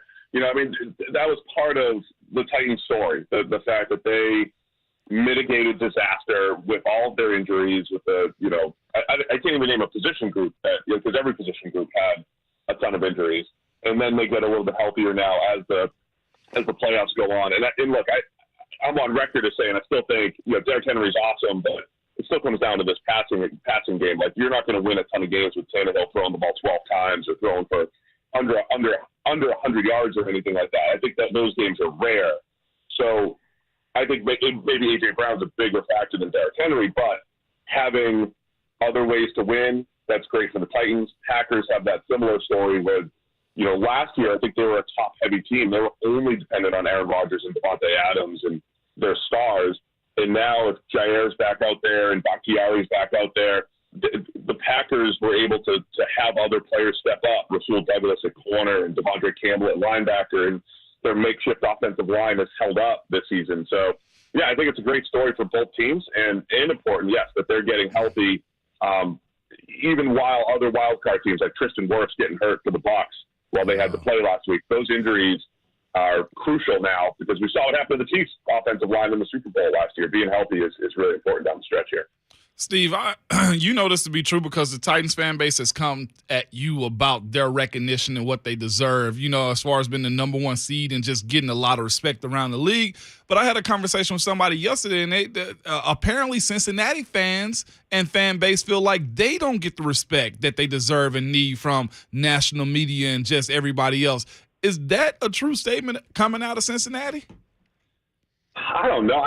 I mean, when I'm walking around town here, people are just excited that they won a playoff game for the first time in 30 years. They went into last week's game thinking they could win a playoff game as a fan, right? Really, because, Andy Dalton was a fine quarterback, but I don't think they ever went back into the playoffs years ago. Like, all right, Andy's going to carry us to the AFC Championship this year. But you get that feeling with Joe Burrow and with JMart Chase. I get more of those vibes. And then next year, I think Bengals fans will play the disrespect card. Right? This year, it's like, all right, we're just happy to be here. We found a quarterback that I think can legitimately make a Super Bowl run. I mean, that's high feeling on Burrow. He is legit. But from a Titans perspective, I could still see them maybe feeling overlooked, right? I mean, Tannehill's not the flashy quarterback. Like Joe Burrow's emerging. You've got Josh Allen. You've got Patrick Mahomes.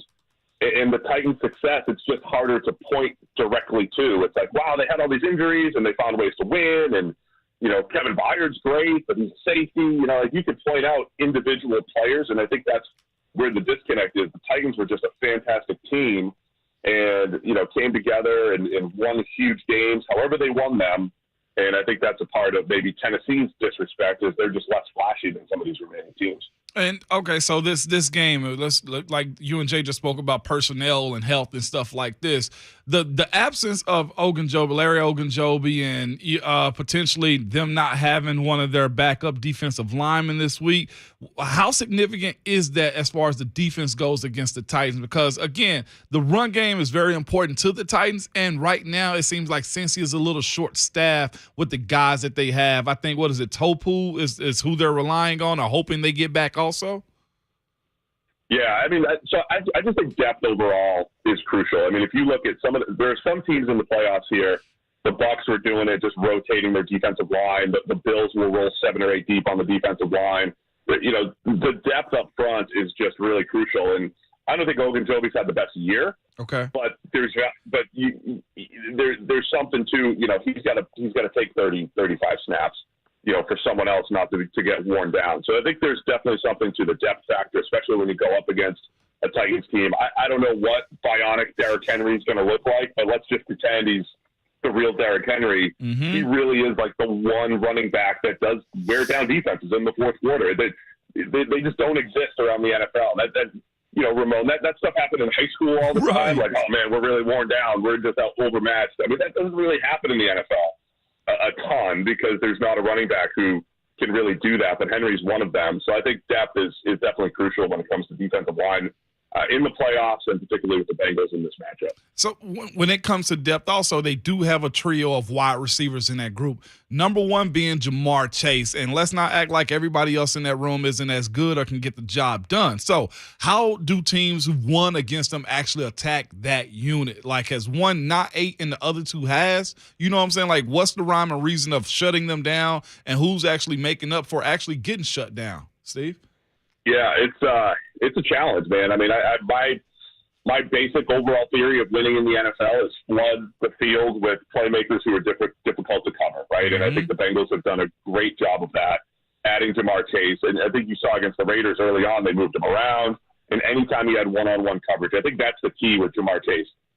So with Tyreek Hill in Kansas City, there was a point where even Alex Smith, anytime Tyreek Hill had one-on-one, you're like, I'm throwing him the ball. I mean, even Alex Smith, who's super conservative, he's throwing the ball down the field to Tyreek. Jamar Chase has that factor. If you leave him one-on-one, if you play single high, Jamar Chase is getting the ball. Vertical route tree, down the field, back shoulder, that whole thing. So I do think you have to take away those explosive plays and let the other guys beat you. But the other guys, T. Higgins is huge, 6'4". They line him up, tight splits. You know, he runs tight ends type of routes. So it's the middle of the field type of defenders that often have to deal with T. Higgins and Tyler Boyd. You know, so it's a challenge. But I do think the idea of taking Jamar Chase away because of his big playability would be step number one. Take your chances with the other guys. But yeah, that Joe Burrow's development's been great, but it really also coincides with the fact that the Bengals have 3, 4, 5 legitimate pass catchers that make life difficult for defense. So, Steve Palazzolo, Pro Football Focus, with us on the line. The other game, you know, the winner we're hoping is going to be here in Nashville next week. When you look at Josh Allen and what he did to the Patriots, I knew the Patriots defense was strong. That said, Steve, they won one game in the last month of the season, and it was Jacksonville. How much of what you saw Saturday do you really buy into for Buffalo? Not that I assume they're going to beat teams 47-17 going forward, but just this version of Josh Allen, is it consistent enough for you? Have you seen something in this last 3-4 weeks that gives you more faith in the Bills, or are you still kind of reticent to buy in? I mean, I think the Bills have always been this team. You know, Josh Allen had one of the best playoff games in recent memory. I mean, he was incredible. But to expect him to have another one of the best recent playoff games and best playoff games in recent memory would be, you know, high expectations that are tough to replicate. So, yeah, I think this was always the Bills' potential. The Patriots also had a couple corners on the COVID list. I think there were other circumstances there. But the bottom line is Josh Allen is the engine for this offense. He did it in New England in Week 16. He did it last week against the Patriots. He can run the ball, design running game. He scrambles, but he also can make every throw, right? So Allen is absolutely the engine. And I think what we saw Saturday was the Bills' ceiling, right? In any given week, Josh Allen can do that, which was take over the game and be that guy. I mean, we were halfway through the second quarter. I was like, this is his best playoff game of all time. I mean, he hasn't really played well in the playoffs. We're into the second quarter, and he was already on, you know, he was already his best game. So I think the Bills are dangerous because they can run it now. They can throw it. They can stop the pass. I mean, they're still susceptible up front to power running teams. And I know that Kansas City is going to do that. So I think the Bills have a pretty good matchup here with the Chiefs. But, yeah, a lot of it's going to depend. Can Josh Allen play superhuman ball again? It's tough to do it every week, but he certainly showed what that potential is. So the Bengals have won a playoff game for the first time in 31 years, and there's a lot of hope there, and you're right there in that backyard. Do you think they can win a second one, considering what they're walking into here on Saturday afternoon? I mean, I think they can, of course. I think this is a great game. It's a great game to kick off the weekend. You know, the Bengals have turned things around since they really put the ball in Joe Burrow's hands. That started against the Ravens Week 16, and then the Chiefs in Week 17. A couple must-win games where they kind of changed their identity from a whole bunch of Joe Mixon and handing it off and protecting Joe Burrow to, like, really letting him go out there and win it. Since they've done that, really good things have happened for the Bengals. So I think if they stay aggressive, they absolutely have a chance. I think the Titans will continue to be a little underrated, and people will forget, hey, Ryan Tannehill's still really good. A.J. Brown could take over games. Derrick Henry's back, and even if he's not, the offensive line does a really nice job in the run game, and they still ran the ball fairly effectively without Henry. And the defense, they have that depth on the defensive line. They play really well on the back end, led by the safeties. So, yeah, the Titans are still going to be a little underrated. I like Tennessee's defense, and I can't wait to see that matchup, Tennessee's defense going up against this Bengals offense. But, yeah, I think it's going to be a really competitive game, and wouldn't be surprised if it goes either way. So, excuse me, as far as this defense, so one guy that was brought in late, Zach Cunningham, do you actually have what he's done for this defense? Has it been overly positive for him? Has he, helped shore up, I guess, one of the weakest points of the defense, a weaker point of the defense with him playing now? Yeah, Cunningham's played well. I mean, he's always been one of my favorite players in the league. If you watch him closely, he's like a ninja, shedding blocks in the run game, uses his hands really well. That's always been his calling card. And I think he definitely fell out of favor in Houston. It's probably a tough situation playing there, but he's been really good against the run. That's always been his thing. Length, tough, block shedder. He can do that stuff He's always disappointed a little bit from a coverage standpoint. Like, you get him in space, he's got the athleticism to cover, but he just always feels like he's a step slow against running backs when he's one-on-one. So he's just been okay in coverage. But as far as physicality in the run game and making plays, Cunningham has been good during his stint here with the Titans and just overall throughout his career. Another guy that I got to ask you about, too, that's going to be a big part of Cincinnati's offense, Joe Mixon. His balance is really good, man. He's run the ball well. As I know the 51 sacks says their offense is bad at protecting, but he's got over 1,200 yards rushing, man. Is he a huge factor in this game as far as this Tennessee defensive line is concerned? Yeah, I think Mixon's really a take what's there type of guy. He'll get, he's made some big plays, right? I mean, throughout the season, he had a big breakaway run against the Ravens. He's sealed some games, but overall this year, he hasn't made a ton of guys miss. The offensive line isn't great, but when they give him room, he takes it. I mean, I think he's just a good keep the team on schedule type of back. He's good around the goal line. He'll find the end zone. So, again, I think the Bengals offense became more dangerous when they relied a little bit less on Mixon and more on Burrow.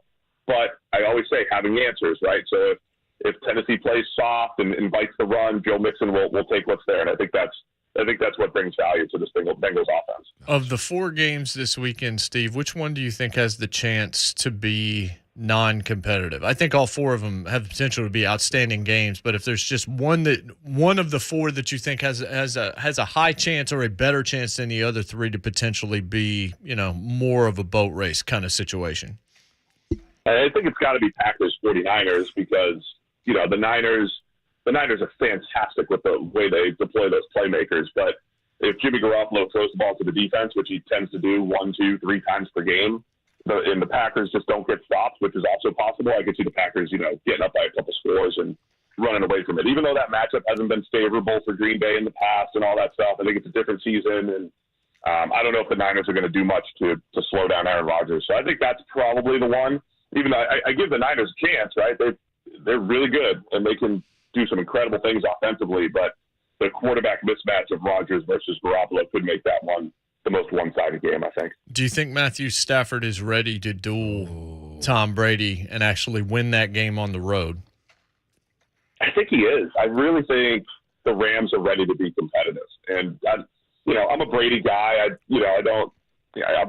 think the Bucs, they're favored. They can certainly win. But the Rams have the ingredients that the Rams brought to the table on Monday night with Von Miller and OBJ. Like, all those new guys look great. And the Rams did it to the Bucs the first time. The Bucs were beat up in the secondary, but Stafford looked great in that game.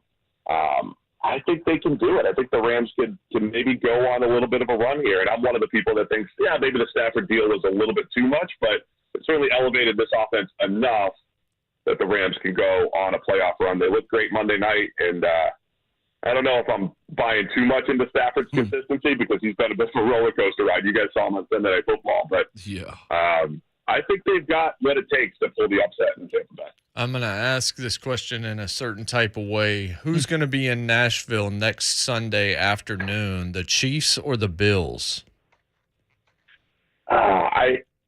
I think the analyst in me wants to say the Bills, but my heart is saying the Chiefs. The Chiefs are coming to Nashville for revenge from 2 years ago. I think I like the Bills. I like the matchup. They took it to the Chiefs the first time. I think Kansas City, they're just battle tested and they're figuring things out. They're going to pull this one off against the Bills, and then they'll come take on the Titans in the AFC Championship game for a chance at the Super Bowl. Both lost here already. That's right. That's exactly right. All right, Steve. We appreciate it as always. Steve. We'll talk to you next week. Should be a fun fleet of games this weekend.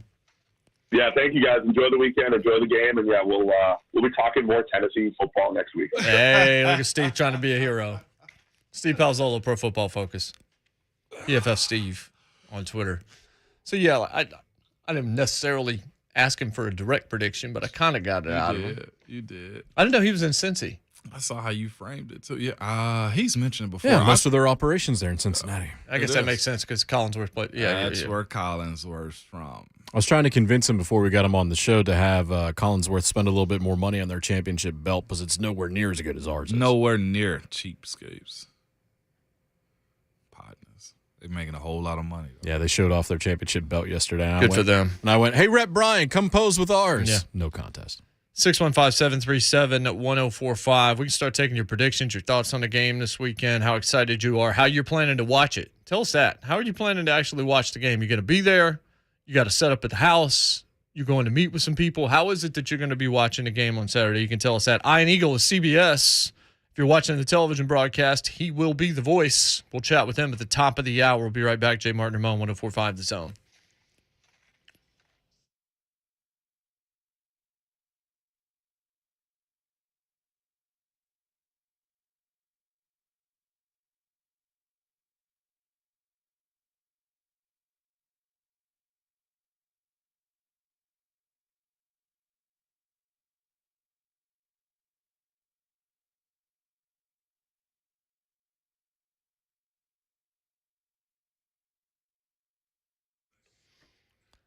Why do you have a wet basement? Like, what's going on in your crawl space? You're asking these questions. You're trying to figure out what's going on with your house.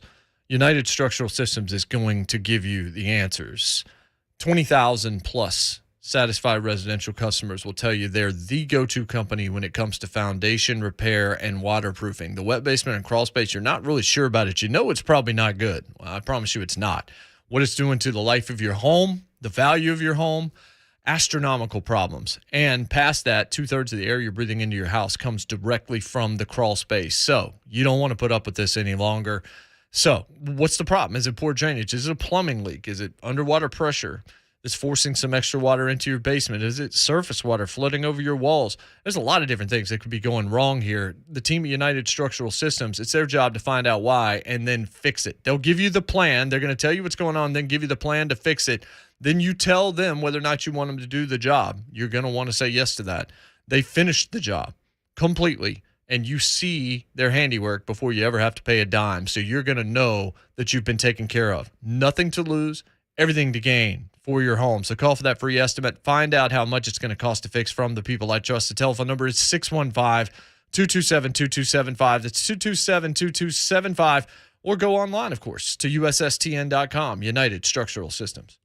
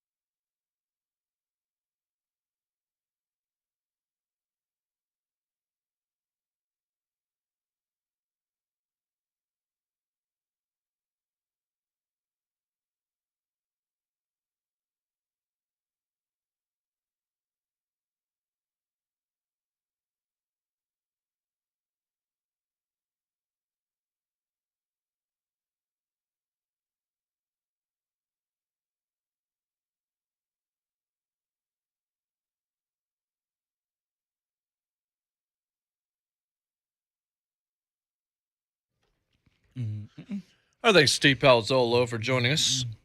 Iron Eagle, CBS. I was reading an article where he was talking about his jaw locked up in the third quarter of the Super Wildcard game. I can relate. I had to stand on top of a press box, call a high school game in an ice storm. Certainly not at the level of Iron Eagle, but they had to keep the windows closed until like 30 minutes before kick. And the problem is your mouth will literally not allow you to speak as fast as your brain wants you to. And if you go back and listen to the broadcast I did, it was actually Brent Stockstill's last game. He was playing on like a torn ACL in that game for Siegel. And they lost the game. It was classic. It was like Siegel and Maryville. It was an awesome football game. And I'm standing on the roof of the place with Murphy Fair calling the game. And if you go and you listen, if you go and find that video or whatever like that, you can tell my mouth is shivering while I'm trying to speak.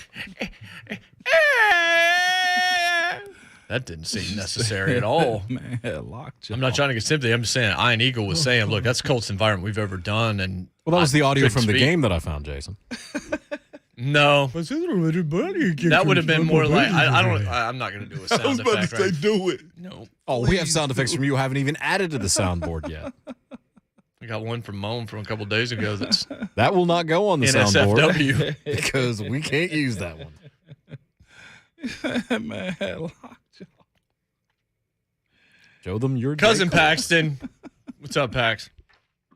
Hey guys, what's going on? Morning, Paxton. Morning.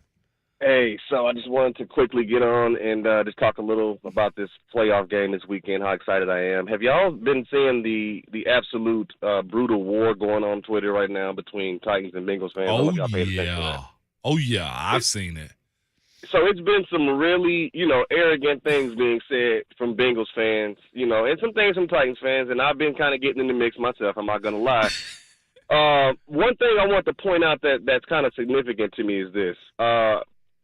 The Bengals players and some of their coaching staff they've also made some comments, and they've also seemed to be a little arrogant. They're so young-minded, that team, I get it. They're young. They're young-minded, and they don't realize that this is the divisional round. So you don't hear those things from our guys, from our boys. They're not talking crazy, man. Right. They're calm. And that should be really concerning when you got Big Jeff, Denico Archery, and they're calm. Derrick Henry is calm, brother. That is bad news, man. So y'all keep that keep this sound bite that y'all got right here from me, man, because the quiet before the storm is coming, man. We'll see y'all at Nissan Stadium, y'all, and tighten up. Let's go. Mm-hmm. Could be right. One of them's going to be right. One of them's going to be wrong. It's been. We already said about the Bengals, they're too dumb to know what they don't know, which makes them both dangerous and also dangerous to themselves. Because it could go real, real good or real, real bad. But it's impossible not to like, if I'm a Bengals fan, I'm elated that Joe Burrow's my quarterback. Because the way he talks, he just gives off a confidence. Yeah. He gives off a dude that, Ohio State didn't want me, so I went to LSU and I won the national championship. Then I got hurt last year, and I came back, and I know Dak's comeback might be comeback player of the year, but I'm the one that's still playing. Yeah. Yeah. And I'm the one that's now pretty well regarded as the better of the two. Mm-hmm. He is. He's far ahead. We said this, though, that since he's attractive, they've done it. They've actually done football right. And if our lifetime, me watching the NFL the way I do, that's actually kind of shocking. So they should be a little boastful. That's one of the reasons also why I kind of use that word boat race a little bit, too, because, they don't know what they don't know. Well, we'll find out. But, again, boat race, you've kind of backed off that. I ain't really backed off of it. You have. No, I hadn't. I said 10 to 14 for sure. That's not It's a not boat race. racing. Well, win convincingly. Control the game the entire time. That's not boat racing. Screw it. Boat race. So you think 21. they're going to win by 3 touchdowns? Yeah. Okay. Now, just to say that your boat race wasn't the wrong thing. Iron Eagle is CBS. He knows words. Ask him what boat race means in his mind. When we come back, it's JMart and Ramon 104.5 The Zone. Bang, bang, bang.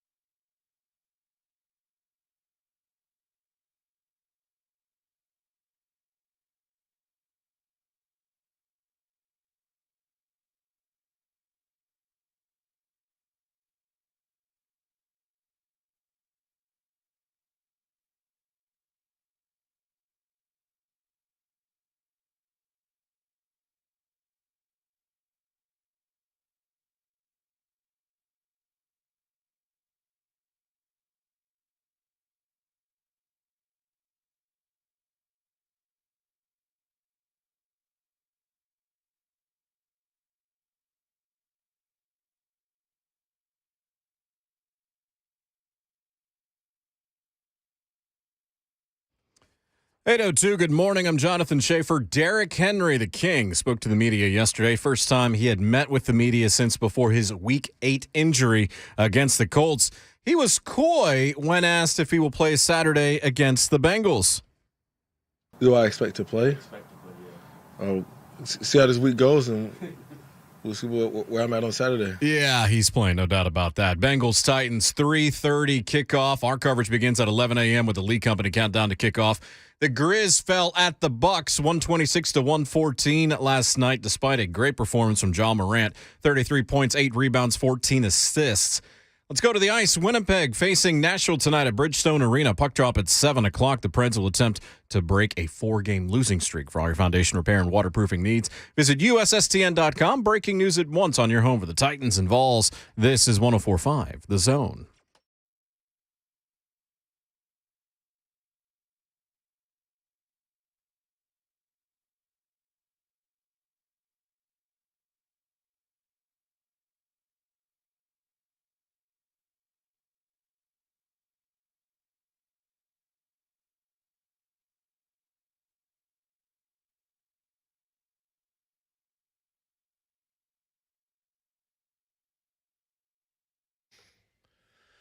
What's happening? Hour number 3, JMart and Ramon, 104.5 The Zone, powered by All Four Seasons Garage Doors in Nashville, along with 11-year NFL veteran involved for life, Ramon Foster, Jonathan Schaefer. I'm Jason Martin, at Ramon Foster, at Schaefer on Sports, at JMart Radio, at JMart and Ramon.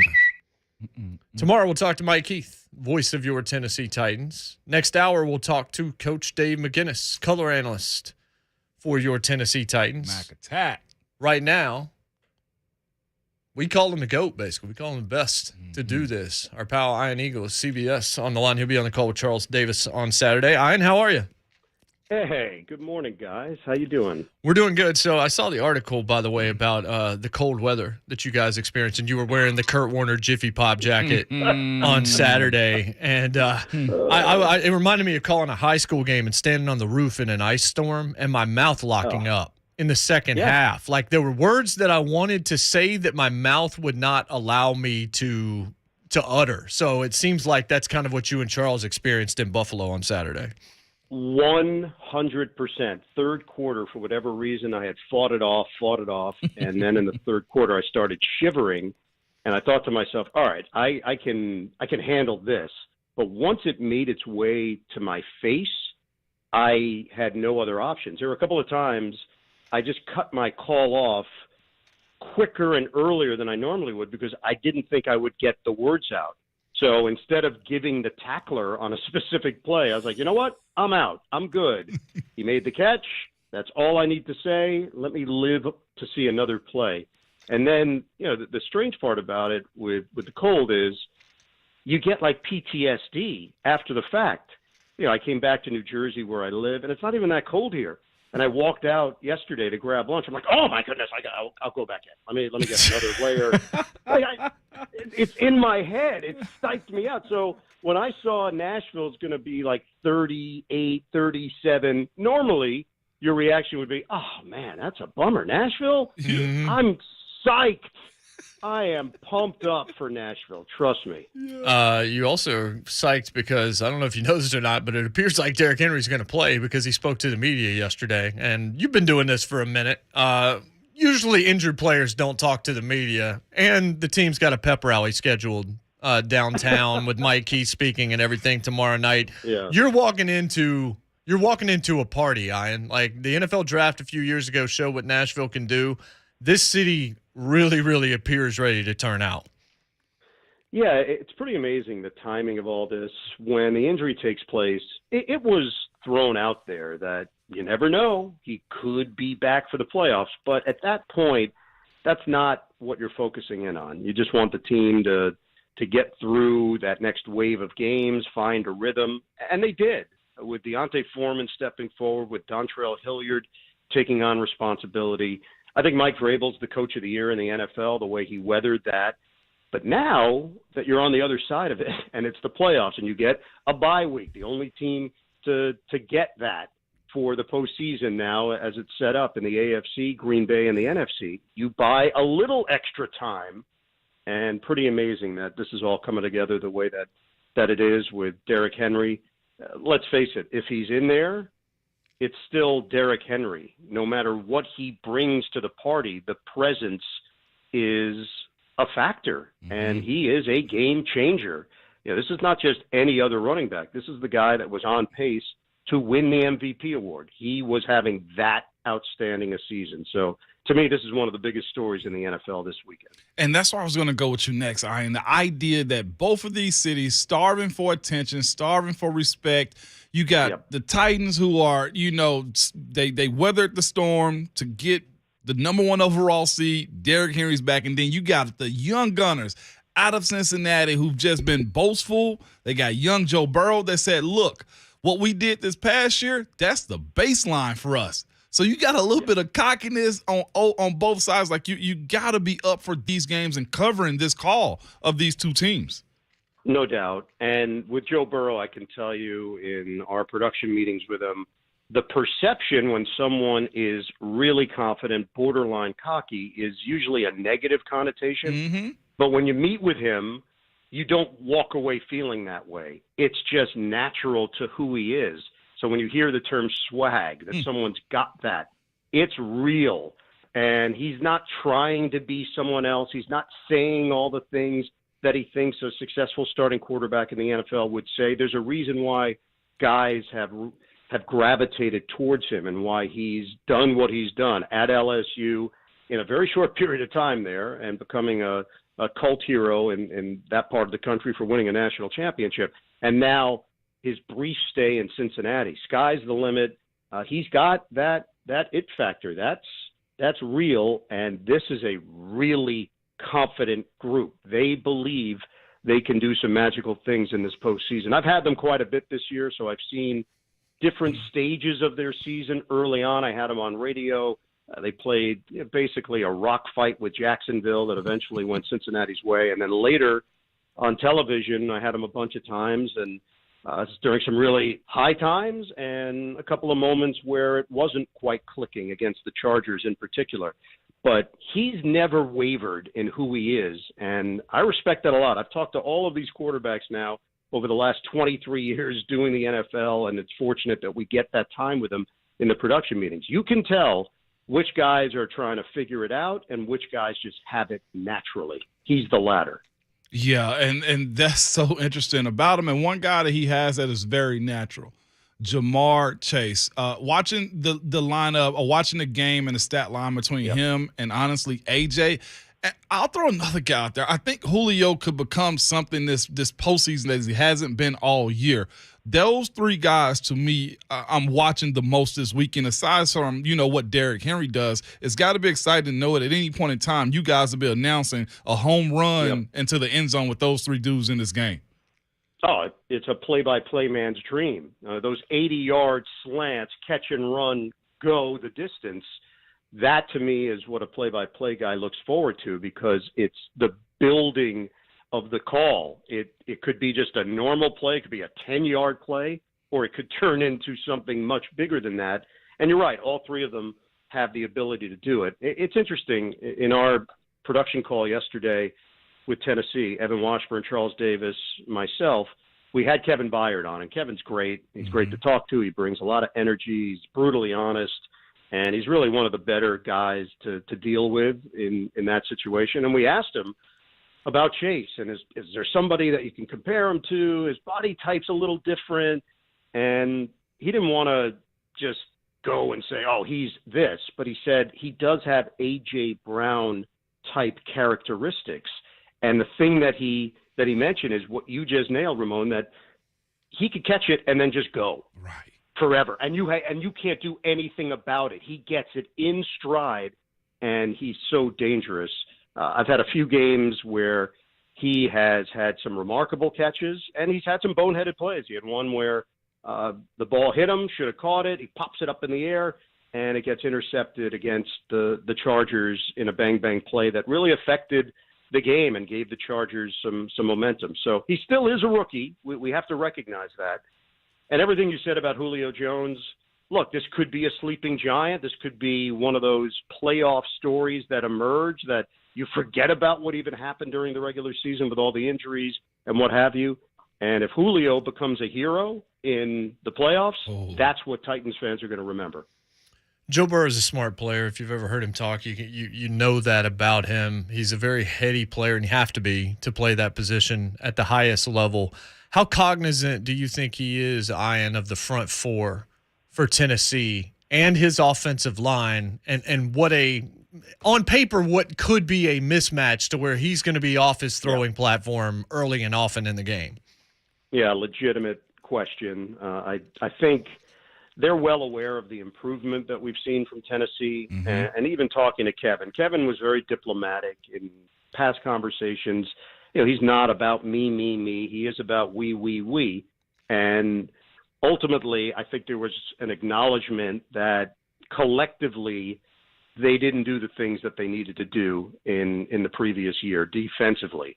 And this year it's been a much more cohesive group. Clearly the front is lethal, and the fact that Autry has responded the way that he has. Simmons is a big-time player. We know that Harold Landry has improved each year that he's been in the league. And even with Bud Dupree not being a part of it, he is in there, and he is a threat. So there's a recognition. Burrow has seen this before. He's literally seen the Tennessee defense, as we know, but to me, it's not the Tennessee defense. That was ugly last year, to the point where, Mike Vrabel and company, I think they elected not to even focus on that game all that much. And I know there are some coaches that would show that tape and make you relive it as a player. I think Vrabel limited that this week because he didn't necessarily believe that it was as deeply connected as you think it would be just a year later, that this is a different team, and that was just a really bad day for Tennessee. Yeah. Ian, if you could, this Saturday is going to be wild. Like you said, they have a pep rally that's going to last about 3 hours Friday night. The tailgate. That's not near my hotel, Ramon. That's the only thing. Yeah. Away from the hotel. I can't say one way or the other, but it's downtown, and if you're downtown, it might go that far. But you got that. You got the buildup of these two teams. Cincinnati is not far away, but the Titans have limited tickets as far as who can transfer what. So it's going to be a whole lot of two-tone blue in there. If you could, for me on the broadcast, because I got dad duties on Saturday, replay the Derrick Henry intro or whenever they announce them, because it's got to register somewhere. It's going to erupt in that stadium, man. Yeah, great point. Great point. Yeah, we'll roll on it. We'll see if it fits, but you're right. Him just emerging through that tunnel is going to send the place into a frenzy. And I think the other part of it, guys, look, you're locked in on this matchup, and rightfully so. This is what you do sports radio for these kinds of weeks. But the big picture, the winner of this game, it's going to have a shot. Kansas City, Buffalo, clearly they're two incredible, high-powered offenses, and they've got their own things that they've had to overcome over the course of the season. I don't think that this is a varsity, junior varsity weekend at all. I think the team that emerges here is going to have a legitimate chance to win this thing. Obviously, Tennessee's the number one seed, so there's a reason why they're there. But both teams can lay stake to the claim that they're as good as anybody else in the AFC. So really excited about this game, and I just think on paper it's one of the best matchups of the weekend. So just because we've had a debate, real fast forward as we let you go, the word boat race. When you hear the word boat race, Ian, how many points do you think that victory would then indicate? I don't know. That's a great question. What's the point system? What all right, in an NFL game, if you say somebody got boat raced, what does the final score? Give me an example of a final score. I mean, is it 10 points? Is it 20 points? Like, when does boat race become something you can say where you're not speaking hyperbolically? I would say you have to win by 25 or more. Okay. In that setting, that's for me. For me to break out that term, that's a strong term. That reverberates. So that can't be a 10-point win. So I'm going 25. For context, I said that the Titans were going to, and I gave my reasons on why they will just take Cincinnati to the deep end. So I'm rolling with that this weekend. I hope y'all have a really good call, but I think the Titans are going to take them down pretty good this weekend. Hey, look, I had New England Buffalo last week. That was a beatdown. Yeah. If we could handle that and keep it interesting and moving in the second half, I can handle a boat race. Yeah, thank you. Yeah, that was a one-boat regatta that you got on Saturday right there. We appreciate it, man. It's always good to catch up with you. We look forward to watching the game this weekend. Anytime, guys. Really looking forward to it. Absolutely. Appreciate it. Yeah, you too. Yeah. That's Iron Eagle. Boat race.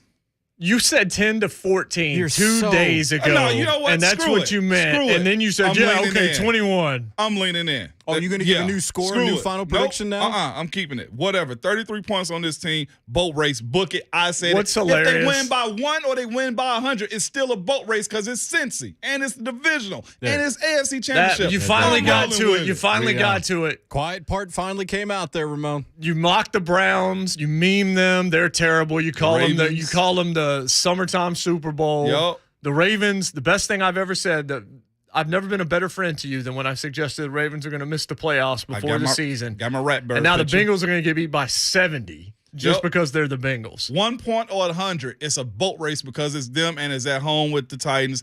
And screw it, it's Cincinnati.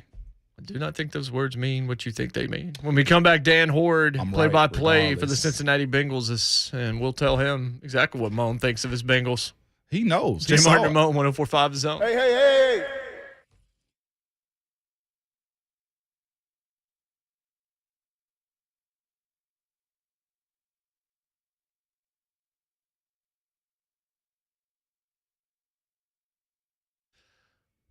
Whether it's ice or a winter storm, got a little bit last night, not too bad. But the last thing you want to do is lose power in your homes, especially when it's cold. Have you considered, if we get a few more of these and the power lines cause some issues and you got no power, what do? How about a home generator? It can make a huge difference. You got a home generator, your heat stays on, your lights stay on, your appliances stay on. You get to keep your food in your own refrigerator, not trying to find another option. How about your phones and computers being charged? What if the power goes out Saturday and you've got no backup and you got no way to watch Titans-Bengals or even worse, the AFC Championship game? Or what about when the Titans go to the Super Bowl? You won't see them win it because your power is out. Generators. It's a backup plan. It's an insurance policy. Keep your life rolling. You never miss a beat. Visit leecompany.com today. Check out financing offers. Generators will cost up front, but man, what it can mean for just your peace of mind when it comes to your home. Off the charts. LeeCompany.com or 615-567-1000. Lee Company, all you need.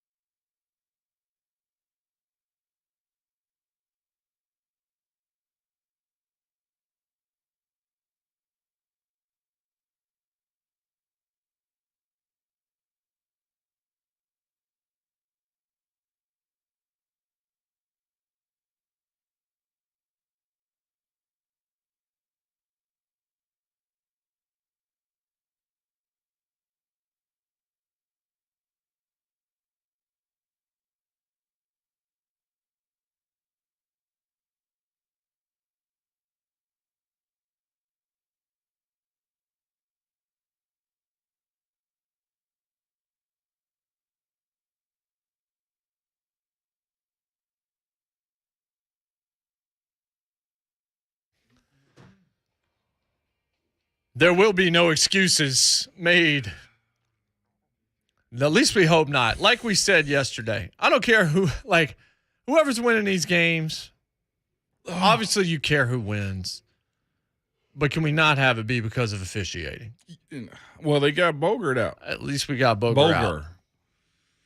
Yeah, they got him out. I asked Mike Tanier, who you just heard his laugh. I was like, how is Jerome Boger the best you can do in 2022? We know this during the regular season for years and years and years and years. He goes, well, if it hadn't been him, it would have been Sean Hockley. I'm like, that's a fair point. Fair point. We go from Iron Eagle, CBS voice. We got Mike Keith tomorrow. We got Coach Mack coming up in the next hour. Right now, Dan Horde, Cincinnati. The voice of the Bengals on the line with us. Dan, we appreciate it. How are you? I'm doing great. You don't want the game to come down to officiating unless the calls benefit your team, like those Jerome Boger calls did for the Bengals, or at least one big one for the Bengals last week. So he's not great, but at least his crew's biggest mistake was one that helped out Cincinnati. Yeah, so what did you make of that? I mean, I guess you kind of just told us, but just I don't know what you do in that situation, because that's one where you kind of have to grin and bear it, because you know eventually it's going to go against your team in another situation in the future. That's why I try not to get too uppity about officiating, because I know eventually it's going to benefit me, even if it's not right now.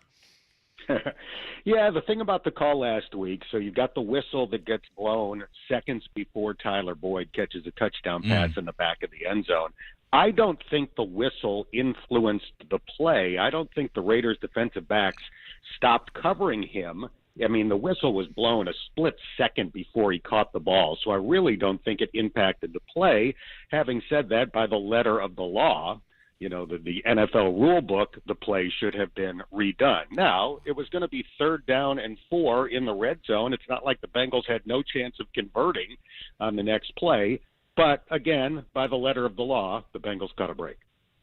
Well, yeah, they caught a break. They won the first playoff game in 31 years. Weird stat that I saw Saturday was either the Raiders or the Bengals, whoever won, it had been forever, and both of them beat the Titans organization in their last playoff game. I think one of them beat the Oilers and one of them beat the Titans. But as you move on, and as you've been covering this team this year, does this team feel like a team that actually walks into Nashville with the confidence that they can beat a top seed that's hosting a playoff game where Derrick Henry is likely to be back on the field, and all of the storylines that surround this? These guys are really young, Dan, but they also, we've kind of joked, they don't know what they don't know. They might be dumb enough to think they can do this.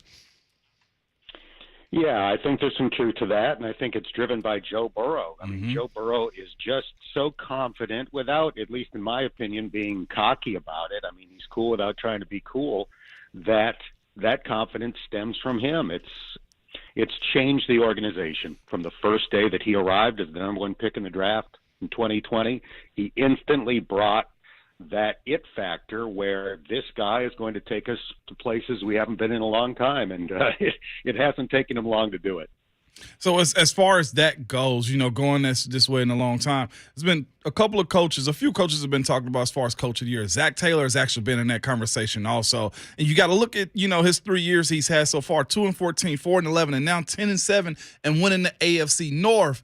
How has he been able to sustain this and going from Marvin Lewis to where he is right now? And this team, like you said a second ago, very optimistic about the future of where Cincinnati is going.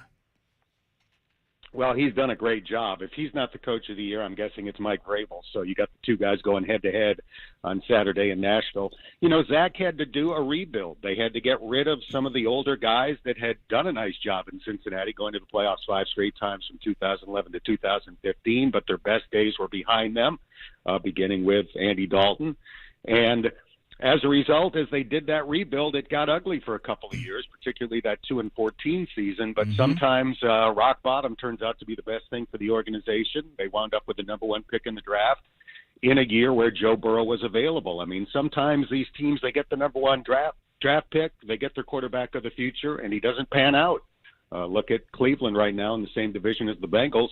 Baker Mayfield has had his moments, but they certainly don't know at this point if he is going to be the guy that can lead them to sustained success. And in Cincinnati, you just have the feeling that with Joe Burrow, this is the tip of the iceberg. And so with that, me and my partner here, Jason, we had a conversation earlier about picking the right guys. And he had to refresh my memory on the Penei Sewell controversy between him and JMart Chase. How did the fan base take that pick as far as JMart Chase went then, and how has it looked at now? I bet it's looked at pretty well right now.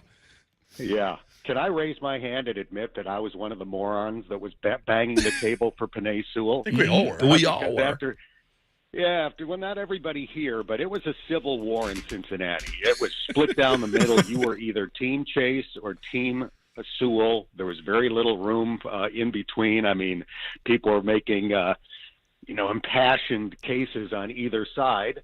And obviously they got it right. JMart Chase has completely transformed the offense. And what I've learned through this whole process, and Ramon, don't take offense, the value of a transcendent wide receiver is simply greater than the value of a great offensive lineman. You've got to have a great offensive line. Yeah. But one good offensive lineman doesn't have the same impact as having one of the best wide receivers in football. And that's what JMart Chase already is. But you know what? My co-host is trying to be petty here because he's always trying to minimize offensive line. But you know this to be true, too. When it comes to building an offensive line, even if you go get 2 first-rounders, if you go get a second-rounder here, you still got to build that unit over time. The impact that position holds, that's the reason we had that conversation earlier. It was between, okay, what has JMart Chase done as opposed to what has Waddle done in Miami? Both of them have helped, I guess, put blankets around their quarterbacks to say, hey, look, get us to where we can get you going quicker. It's been 51 sacks given up by you guys' offensive line. Yet and still, you win the North and you off to the divisional round of the playoffs. I think if for anything, that position of wide receiver will become more important to the NFL as far as salary goes, as far as where you pick them, as far as how you just want to get more and more and more inside of your building, but because it does make your quarterbacks better, faster. And part of that depends on the quarterback also. Is he a guy that recognizes what defenses are trying to do and gets the ball out of his hands quickly, which Joe Burrow largely does, despite the 51 sacks that he's taken this year. So if you surround him with great weapons and they can get quick separation and get open and he can get rid of the ball before the pass rush arrives, then a middling offensive line doesn't kill your team as much. And I think the Bengals have gone from having one of the worst lines in the league last year to at least having a league average offensive line this year. You might not think that's the case because of the 51 sacks that Burrow took, but some of that's on him. He's always looking to make a play. He'll hold the ball a little bit longer than he needs to, rarely throws it out of bounds. That leads to more sacks. But at least they have eliminated like the terrible guy that just kills you up front. At least the 5 guys that they're running out there now are all competent. Whereas last year, the right tackle, in particular, Bobby Hart, really struggled. It seemed like whoever lined up against him last year thrived. And they haven't had a guy like that this year that's just killed them. So they've gone from, and we know they were bad last year, and there were backups on backups playing against the Titans in that game last year on the offensive line, and somehow the Titans weren't able to get to Burrow. This offensive line as constructed right now, how do you feel about their chances of holding up against what we know is a great front four and a whole lot of pressure that Tennessee can put on a quarterback? Yeah, I'm sure the Titans are going to have at least a couple of sacks this week. I don't expect the Bengals to have a no-hit, no-sack performance like they did last year. That was crazy. I know the Titans' pass rush last year wasn't nearly as good as it is this year. But like I said, there are no guys on the offensive line right now where you look at that guy and say, uh-oh, this dude can't play. Now, the right tackle, Isaiah Prince, is very inexperienced. He had played in 4 NFL games prior to this year. He had to take over for veteran Riley Reif late in the season. But he's been okay. I'm not trying to make the case that he's a Pro Bowler, but he lined up against Max Crosby last week in the first playoff game, and Crosby had 1 sack and a few pressures, but he didn't destroy them by any stretch of the imagination. Right. Their left tackle, Jonah Williams, was the 11th pick in the draft. In 2019, he was the first offensive lineman taken that year. We did not call out Yannick Ngakwe's name last week because Jonah Williams shut him down. So, like I said, I don't think it's the best group in the NFL, but I think they're league average. And with Joe Burrow, that might be all they need. As far as, the other side of the line, the D-line, you lose Larry Ogunjobi, who I've played against, and he's a great guy, and he's very impactful at times too.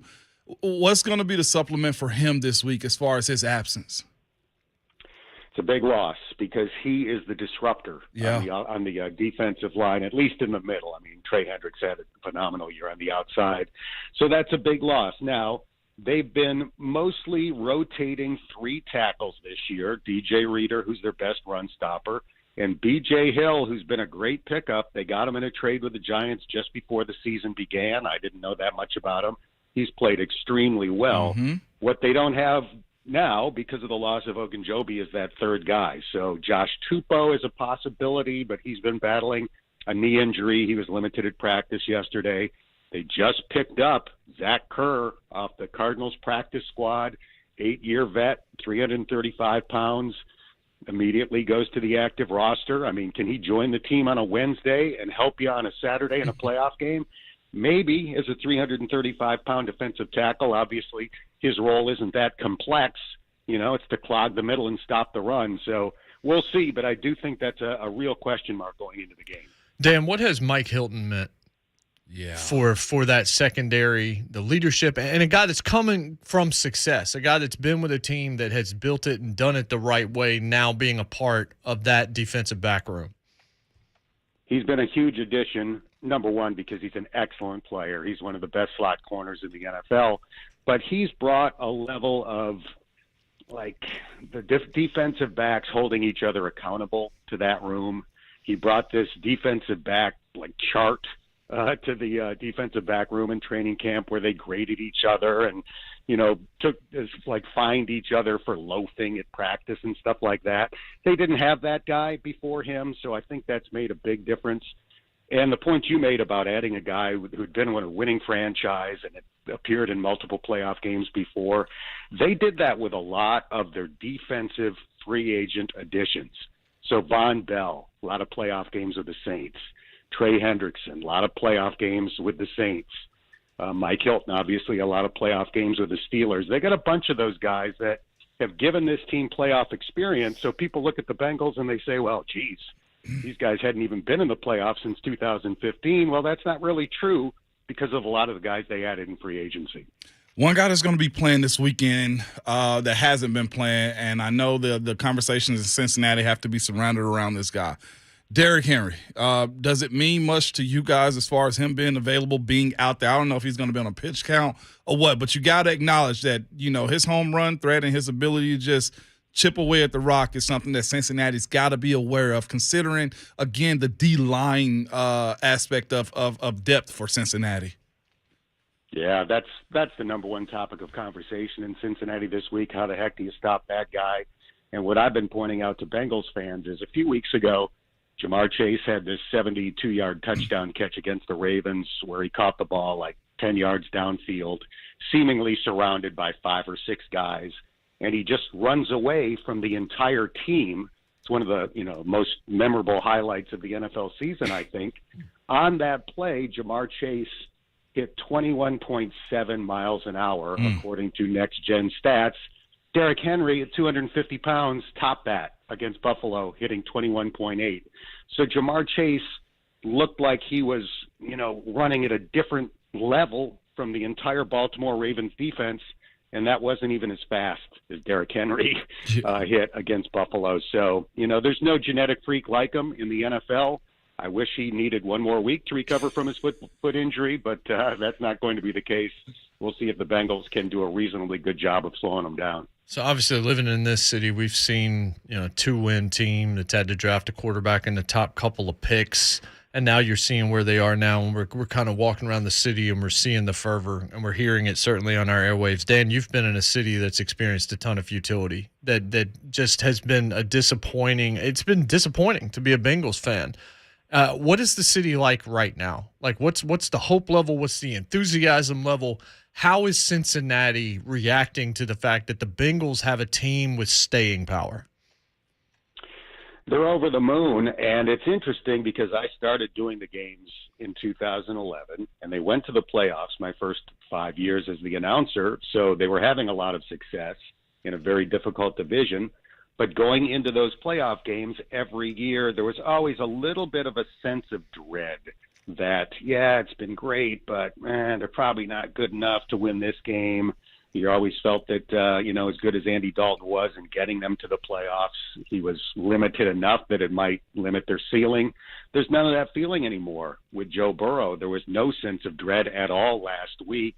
I mean, this week, I think everybody understands that they're an underdog and it's going to be a difficult challenge, but Burrow gives you hope and gives you a legitimate chance against anybody. So it has completely transformed the way this city feels about the team. Well, Dan, it should be a fun game. It's going to be a great atmosphere. We don't even know, but we're expecting the loudest ovation in the history of that facility when Derrick Henry walks out there for the first time. So it's going to be fun just to be a part of playoff football again for both these franchises. It should be a lot of fun. We appreciate you making a couple of minutes for us this morning. My pleasure. Thanks for having me on. Indeed. Absolutely. That's Dan Ord. Yeah, look, it's actually fun to call Bengals games again. Mm-hmm. I mean, it's fun. Like, you'll talk to Mike Keith and he'll say, look, there's 32 guys that get to do what I do. And so he's blessed no matter what. I get that. But it is more fun when you're winning and you got an offense that's scoring points. As a play-by-play guy, you heard Ian Eagle say it's a play-by-play guy's dream to have JMart Chase and A.J. Brown and, like, guys that can make plays on both sides. Right. And that might be the kind of game you get. 615-737-1045. Jeff is in Cincinnati. He's a Bengals fan. We'll take his call when we come back. And I also want to talk about, and we've got some time, Coach Mack's going to be in, and we can talk to him as well, building a team around offensive line or wide receiver. It kind of came up in that conversation. I want to dive deeper into that as well. It is JMart and Ramon, 104.5 The Zone.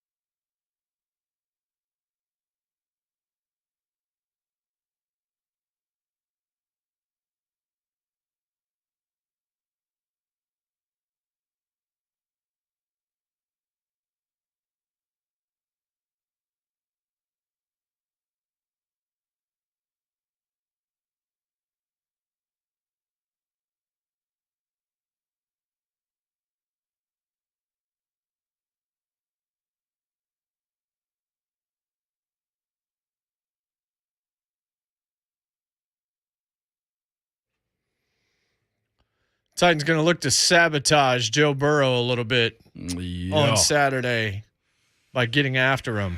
Offensive line better than last year, but I don't know how they match up against the pressure of the Titans. That's the biggest mismatch on the field. In addition, maybe to Chase against whoever has to deal with him. Oh, yeah. Because he's so unique in the way he approaches stuff. But he's got to get open, and Burrow's got to have time to throw to him as well. Man, they are LA-ing this Super Bowl up. They released a video for the halftime show and everything with all the West Coast artists. Pretty legit. Jeff in Cincinnati. Jeff, what's up? Give me some time today. I was listening to try and get the latest updates on my tickets to make sure my seats come through everything. So we'll make sure we fill that lower bowl with some good orange and black for you guys. And I appreciate you guys having some Titans insiders on this week too. And there's been so much talk about this offensive line. 2 points on that. One is nobody said we've had a great offensive line all year. I mean, we faced some tough defenses, but Joe Burrow has still led the league in passing efficiency.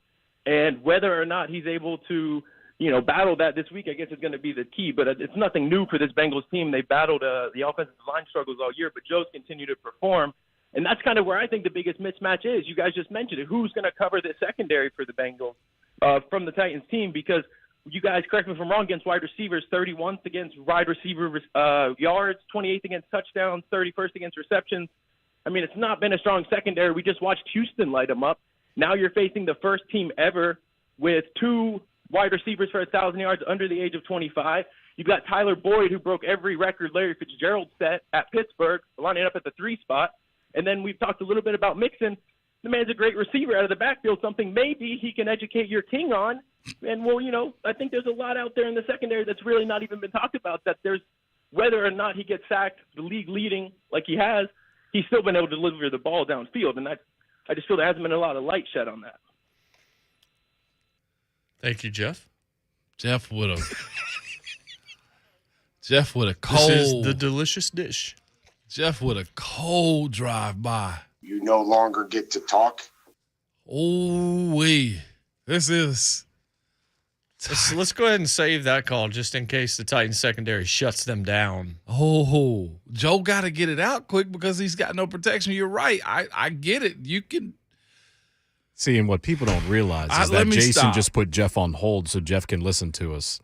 Yeah. I got nothing. It's like they're dinking and dunking too. But, I mean, you replay that for me, Shafe, on the break so I can hear that thoroughly afterwards again. No. No? Jamar's another yak monster like AJ. That's what Nate Washington said to us yesterday. Mm-hmm. We know that. We also know they're really good, and we know Joe Burrow is really good, and I expect he's going to make plays. This is going to be interesting. I knew Cincy fans were big-time trash talkers. I didn't know they called in the radio shows to talk trash like this. This is good. Ooh, it's going to be bad for one side.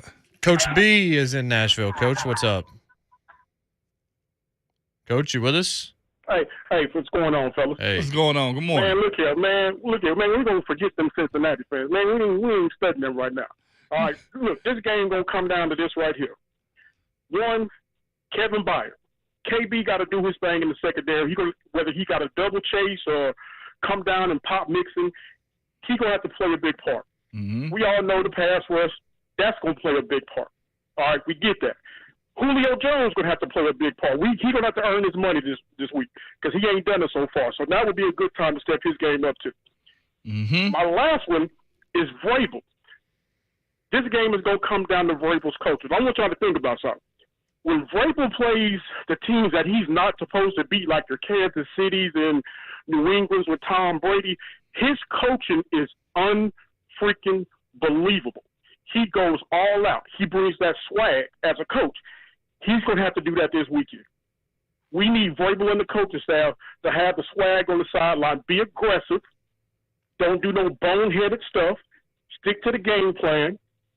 You've got that beast back there. It ain't going to all come down to the beast in the backfield this week. Tannehill would have to do his thing too. Mm-hmm. All right?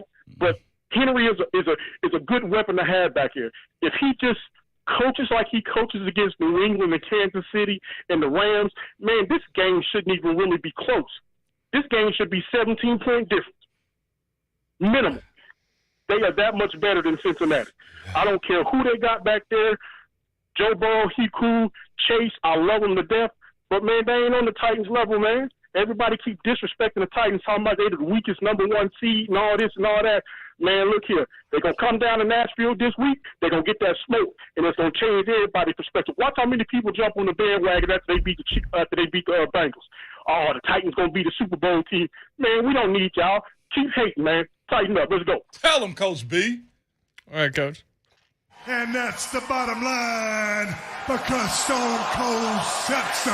Well, from one wrestler to another, Jeff in Cincinnati woke up the Macho Man.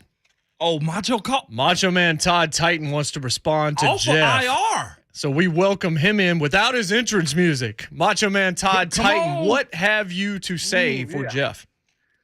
Chirp, chirp, chirp, Jeff. That's what I'm listening to. And when you talk it up, that means you have no confidence. When you have to convince yourself of what's going to happen, that means you don't have confidence. I'm not even sweating, Jeff, because, those 5 Bengal fans in the stands ain't going to matter because it's going to be two-tone blue surrounding Nissan Stadium. In fact, they'll probably be heading out of the exits by halftime because the boat will be fired up and we'll be off to the races just like you said earlier. It's going to be a smackdown in Nashville. So, Jeff, sleep well, brother. Get some rest because after Saturday, you're going to not have a peaceful night for a whole off season. And that's why we're the Titans. Tighten up. Dig it. That's right there. Macho Man is calling in on his own. So let me just tell Jeff in Cincinnati this. Jeff's in Cincinnati. Big Jeff's going to be all in Cincinnati's offensive line this weekend. 4th hour of the show. How about Coach Mack popping in the studio next? JMart Ramon, 104.5 The Zone.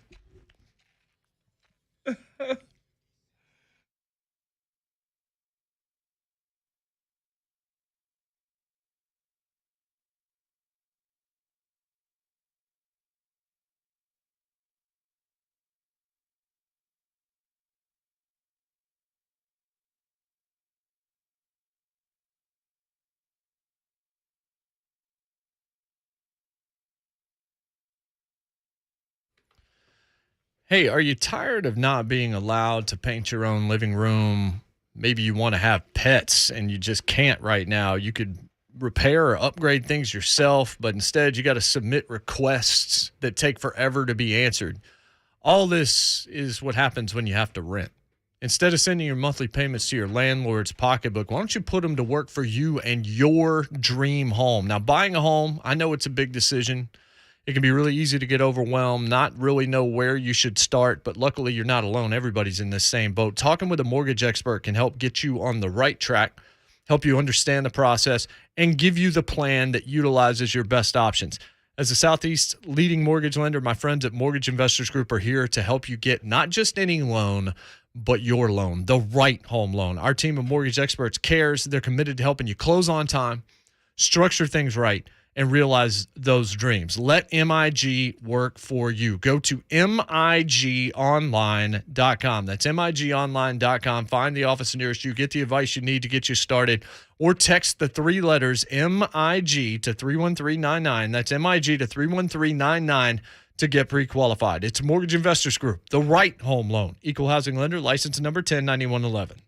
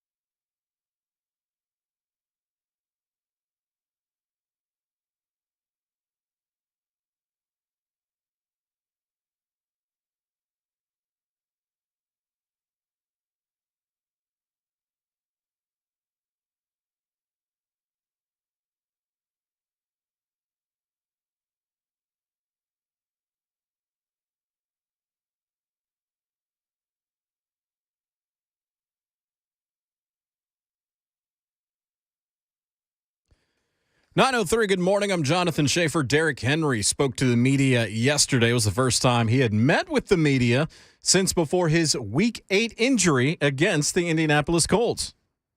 Well, I mean, it all starts out here in the practice field and doing everything I can to be ready for Saturday, and that's where it starts. Just trying to work hard, trying to do the best I can to, be the best player I can be for this team and try to contribute as best as I can. But the work starts out here like it always does. While he has not been officially activated, all indications are Derrick Henry will be in the backfield Saturday as the Bengals take on the Titans with a 3:30 kickoff at Nissan Stadium. Our coverage begins at 11 a.m. with the Lee Company countdown to kickoff. NBA, the Grizzlies fell at the Bucks 126-114. John Morant, 33 points, 8 rebounds, 14 assists despite the defeat. On the ice, Bridgestone Arena tonight, Winnipeg facing Nashville.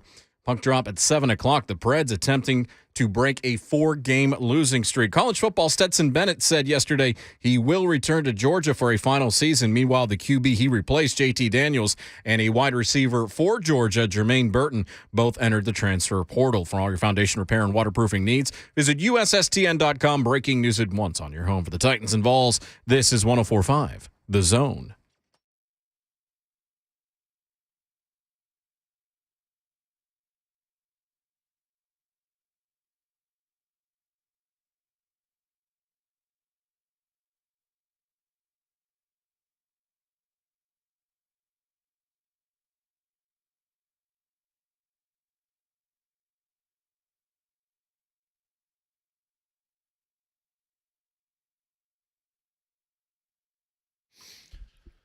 What's happening? 4th hour hashtag fastest 4 hours in radio upon you, upon us. Blessed to bring it to you courtesy of All Four Seasons Garage Doors in Nashville, allfourseasonsgarages.com. Go there. I did it 2 weeks ago. The LiftMaster is rocking and rolling at the house. CG does not wake up when the garage goes up because it's so quiet. It will not be quiet at Nissan Stadium, however. On Saturday when the Titans host the Cincinnati Bengals in the divisional round of the AFC playoffs. Turn to the folks who've been in the game since 1947. Farm Bureau Health Plans offers the great health care coverage you need with a price tag you can afford, along with Ramon Foster, Jonathan Schaefer, and Jason Martin, and Coach Mack, of course, thanks to Farm Bureau, who also provided nice long-sleeve shirts. Those are cool shirts, weren't they, JMart? Yeah, they are. Those were nice shirts. Big props to Randy Wilmore and his group down there for those shirts. They were nice. So, little bit of a football game this weekend. Yeah, there's a real game coming up. And, we were talking before we got on air here. I mean, you can just feel it. You can feel it in the city. I was asked to speak to a group last night. People are ready for this, and they're ready for this, in a good way. But this is, and we all three said this, and I think this is a pretty common statement, but when you're in this business, this is why you're in it. Mm-hmm. This is why fans are fans. Yeah. And this is what it's about. I mean, and you really can't get this feeling anywhere else. You can't, because it's just everybody, it brings everybody together, but it's just the anticipation of it. It's the nerves of it. It's everything. And then, it's Ramon was saying that there's a little back and forth between the Bengals fans and the Titans fans, which is an outstanding thing in this day and age of the social media. You've got a lot more of that than you used to have, so it's very cool. So as you're looking at the tape, the Raiders are another team that don't blitz a lot. I think they blitzed 11% of the time this year. Okay, they were able to get pressure with 4.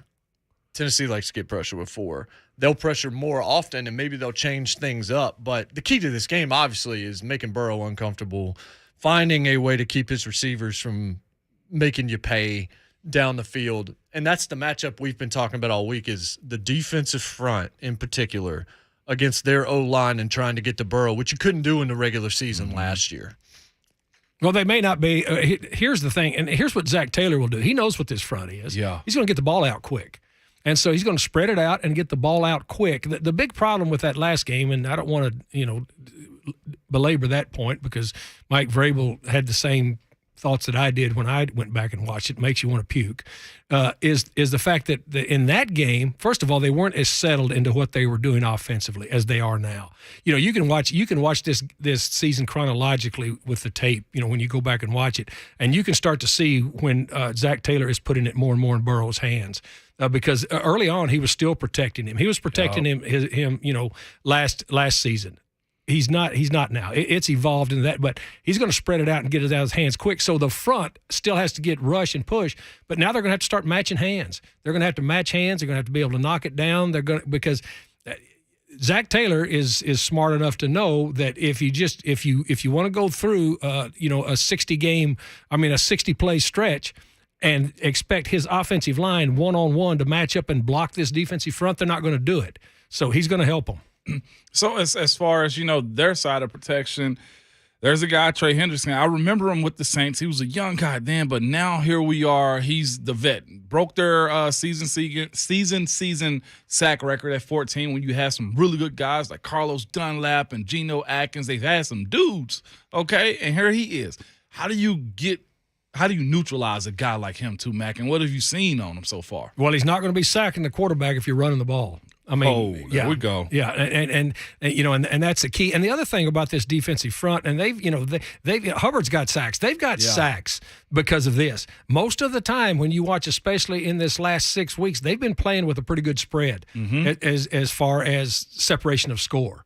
You get separation of score, then your defensive front can get in those track stances and go consistently. I mean, that's just the way the league works.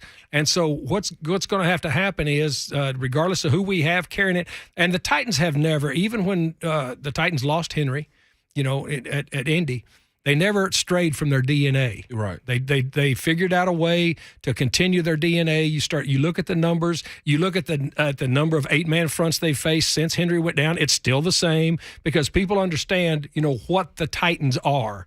And so that's going to be important in this game. And, if and when 22 is back there carrying it, it's going to be even better. And so to me, this is an important game. You've got an explosive offense that the Titans are playing against. Now, the Titans can be explosive too. They've got their guys back.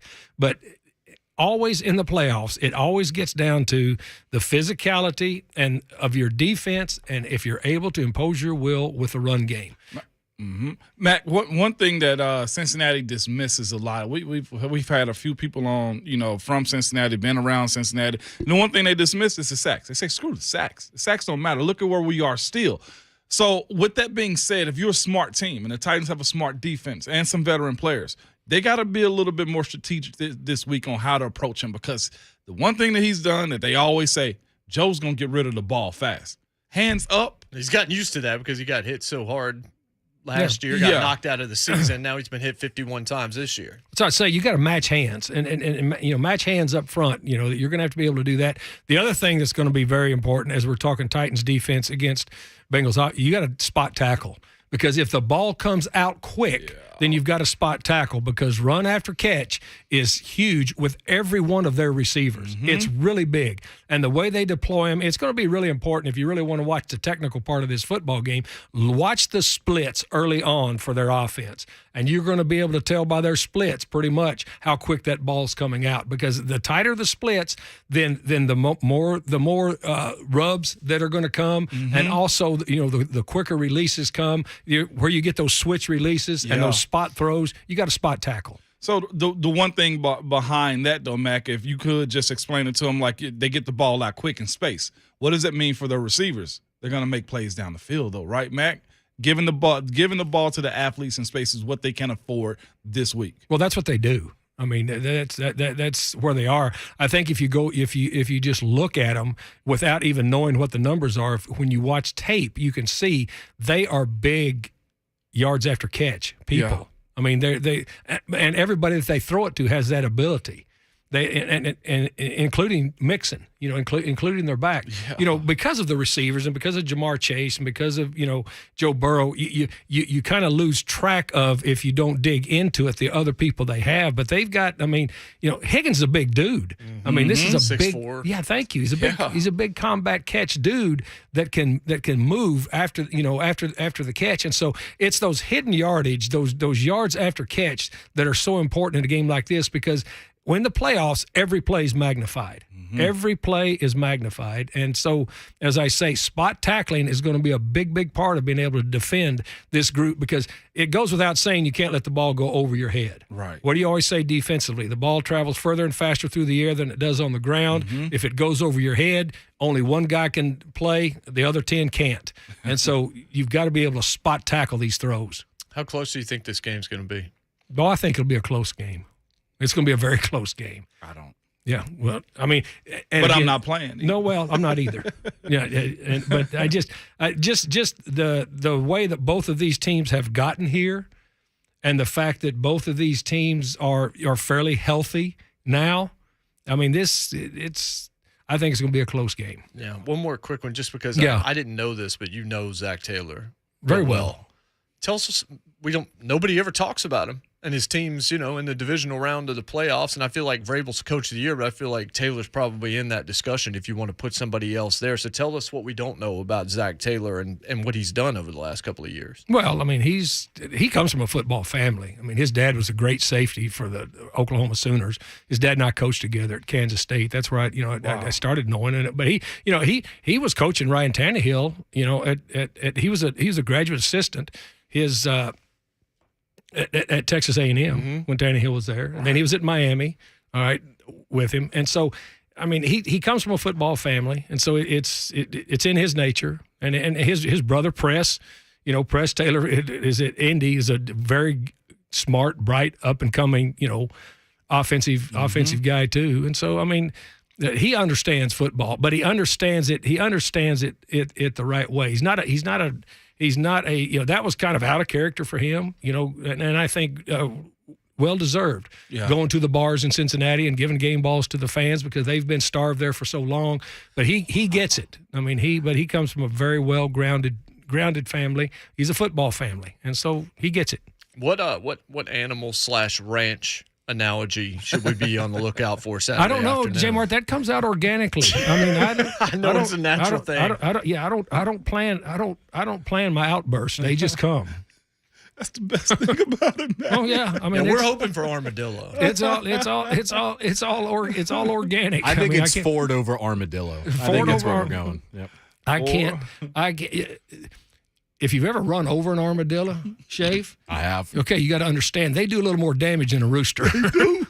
They kind of got some armor on them. Well, but it's a playoff game, so it's going to be a little more damage. Yeah. Well, look, if you try to tackle Derrick Henry, he's going to do some damage to you along the way. Well, see, now we're starting to work it in. But I said it's going to be organic. It's never planned. I promise you. Tony the Tiger is what I call him, Coach Matt. You know what my heart is as far as my hate goes. So I'll the level of personal in AFC North, I did not realize. No, it's very personal in the AFC North. I mean, just like it used to be very personal in the AFC Central here. Yeah. I mean, it's personal, and it's personal for this reason, because it's mostly always been pretty physical football. Yeah, and when it's physical, it's personal. It's kind of like a boxing match. That's fairly personal. And I understand the AFC North thing. Well, Coach, we look forward to talking to you next week before the AFC title game. Oh, let's go. Let's go. When Tennessee's hosting it. Let's go. It's fun, Mac. Appreciate you. That's why we're in it. Appreciate you guys. Yeah. See ya.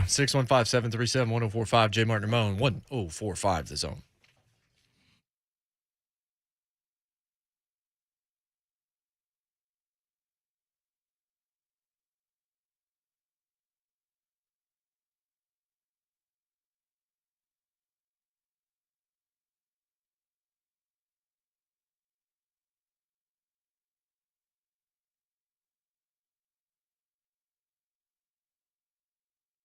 Imagine if the first way we did things was the only way we did them, because somebody's told you in the past, well, sir, that's the way we've always done it.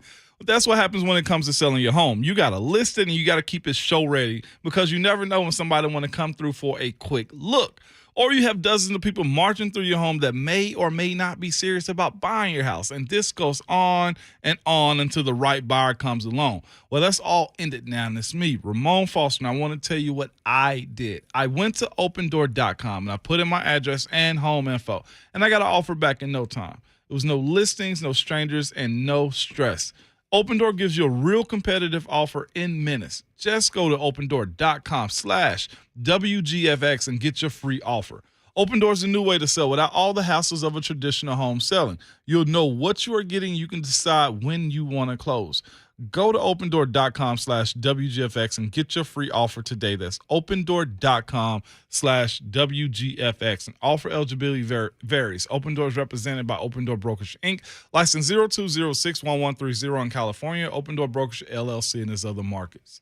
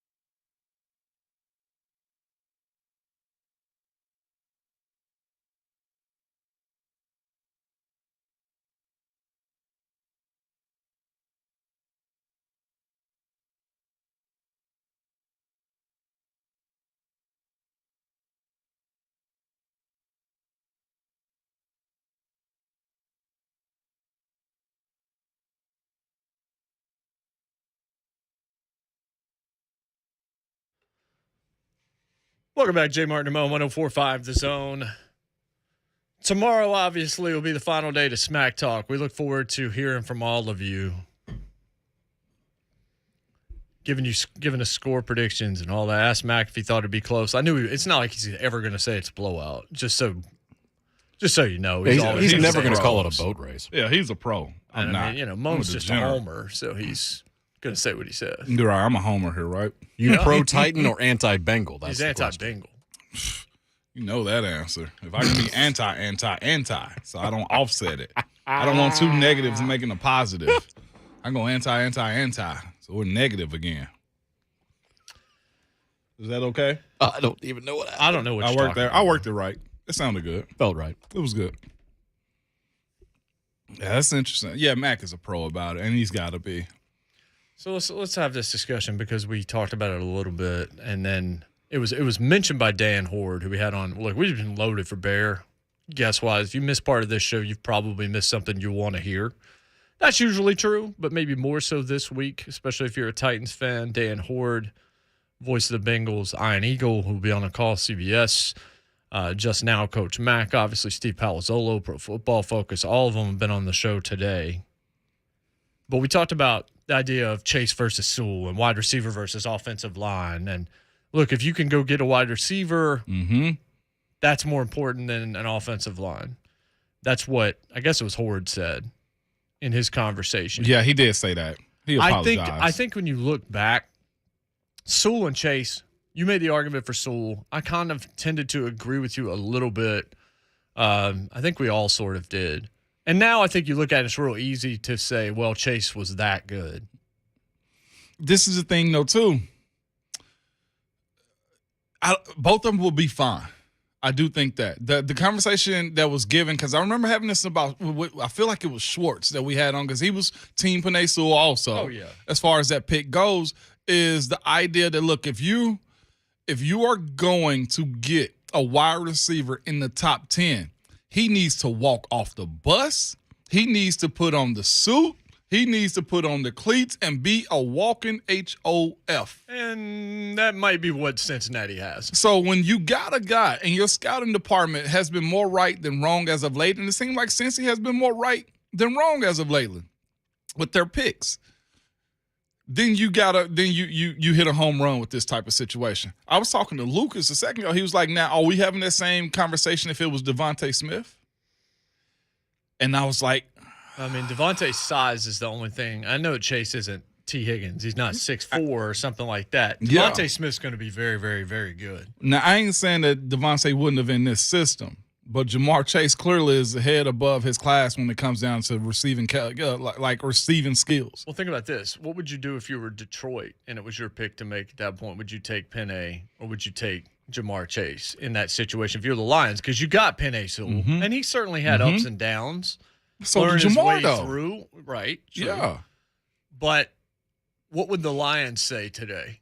The Lions would say today we're okay because they're in a different situation than what Detroit is.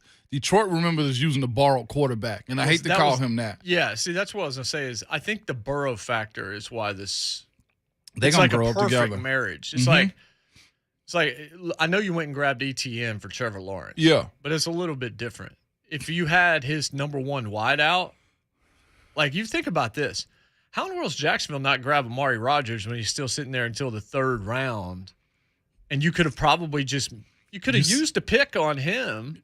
I know you had some receivers, but it's not like you had all world talent right there. And bring in one of Trevor's guys. This should become the new metric. Like if you go grab a quarterback and you believe in that quarterback, and he loves him a wide receiver, and they had success in college, I'm not so sure you shouldn't run that back in a lot of cases. You see, when you mentioned that Jacksonville pick and you said Urban Meyer and you mentioned Travis Etienne, and no knock on Travis Etienne, I think where he's picked in the draft is appropriate. Mid-20s, fine.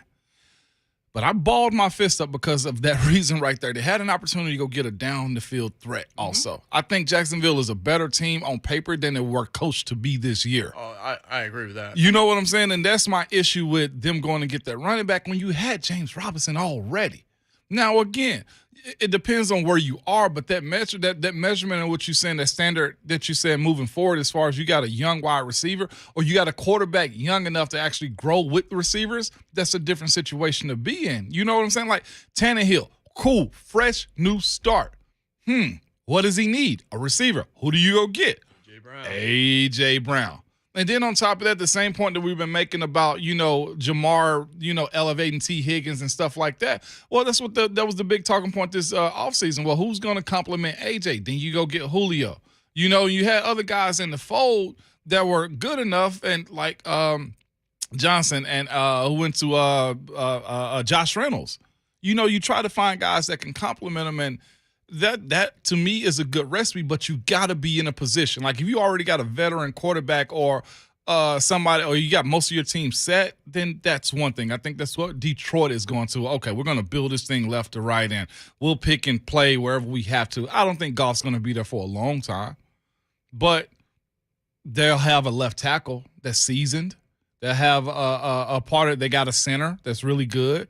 The right tackle is solid. So their methods are a little bit different than what Cincinnati's got going on too. Well, no, I agree. I don't think it's across the board. Again, I think Burrow makes it so that Burrow and Chase was a world-class connection in college. Right. They had the chemistry, and if you've got a quarterback that has chemistry with a wide receiver, yeah, you can find it. You can stumble onto it. Tannehill and A.J. Brown made each other. Yeah. And Mariota and A.J., it just wasn't quite the same. If you remember A.J., I think it was A.J. that went up to Marcus in Denver, tearing up and said, I didn't do enough for you, brother. I'm sorry. And then Tannehill came in, and it was magic. And we've seen what the result has been. I'm just saying, all right, so you got Justin Fields in Chicago.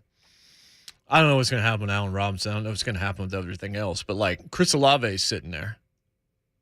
You talk to Fields, you're like, hey, what'd you think about Olave when you were at Ohio State, when you guys nearly won 2 national championships together? You think you guys could work together? I think that increasingly, the way this has worked out tells me you should talk to your quarterback about the wide receivers that he had in college, as opposed to just looking at the scouts and just say, could you work with that guy? What could you do with him? All those. And I'm not saying that it's a whatever because the quarterback's going to love his wide receivers generally anyway. Yeah. So you have to take that bias into consideration. But if your scouts say the guy's good and the quarterback played with him and the quarterback loved him, you probably should consider bringing that dude into the fold. What's wild, though? Maybe Aaron Rodgers wasn't so much the villain he was painted to be this summer anyhow, because that's all he wanted was input on who he was getting in, or the frustration that they didn't go get him a guy earlier in the draft, it was pretty obvious that Joe Burrow wanted Jamar Chase. And he got him, and he was right. And he got him. And I feel the same way as Tua wanted Waddle. Potentially, yeah. I think that of the two, between him and Devontae's probably got better wide receiver skills. Yeah. But Waddle has the stuff you can't teach. Yeah, for real. He's got the Tyreek Hill stuff. Yeah, he does. That's the difference. Let's go to Tracy in Nashville. Tracy, what's up? What's up, Tracy? Hey, man, I just wanted to speak on, everybody's want to call in and talk smack. I ain't going to do that this morning. I'm gonna let Kevin Byard and Jeffrey Simmons and Autry and everybody do their thing, and I'm going to let the actions speak louder than the words today. Appreciate it, Tracy. Right, Tracy. How many sleeps, Jay? 2. 2 sleeps till we get to that point. I'll tell you again, if you have a social media, probably Facebook is probably jumping the same way too. Facebook is probably the same way with the communities that they speak in. But Twitter, these what do they call these rooms? The spaces. Spaces have been on all week long. And the numbers in these spaces have been high all week long. The clash of these two fan bases is going to be toxic as ever Saturday afternoon. I have an iPad looking at that, Jay, with the sound up. Like, yeah, okay, let's go. Let's get through this game. No fouls. Keep the clock running because I want to get back home to see this thing. It's going to be a phenomenal show, man. I can't wait. It is, and especially considering the ticket transfer, the way the Titans are doing. Look, the Predators did that. Predators told us when we sat down with them 2 years ago, yeah, we're trying to set up a system where Predators can sell tickets to other Preds fans, not the opposing fans, because we don't want this. We want this atmosphere to be something. We want it to mean something. And it was an interesting way to look at it. I think there's going to be a lot of two-tone blue. I don't think there's going to be a lot of orange and black. Yeah, I know they want to get here, but I think those tickets have been snatched up. Not a bad drive either. No, it's not. I've made that drive many times. Yeah, and there's plenty still left on like the resale sites and stuff like that. You're going to pay for them. Ooh, you going to pay for them. I tell you, I was looking at the club level just to check the prices That's where on I'm them. going to be. Yeah, and them prices right there are $700 minimum. Mm-hmm. like, God, dog. And this is a divisional round. Mm-hmm. Better get your foot in the dough. I mean, I want to see what the secondary market looks like for the AFC Championship next week. Let's see. When the Titans are hosting the Bills or the Chiefs. Let's see if I can get a new update on ticket prices.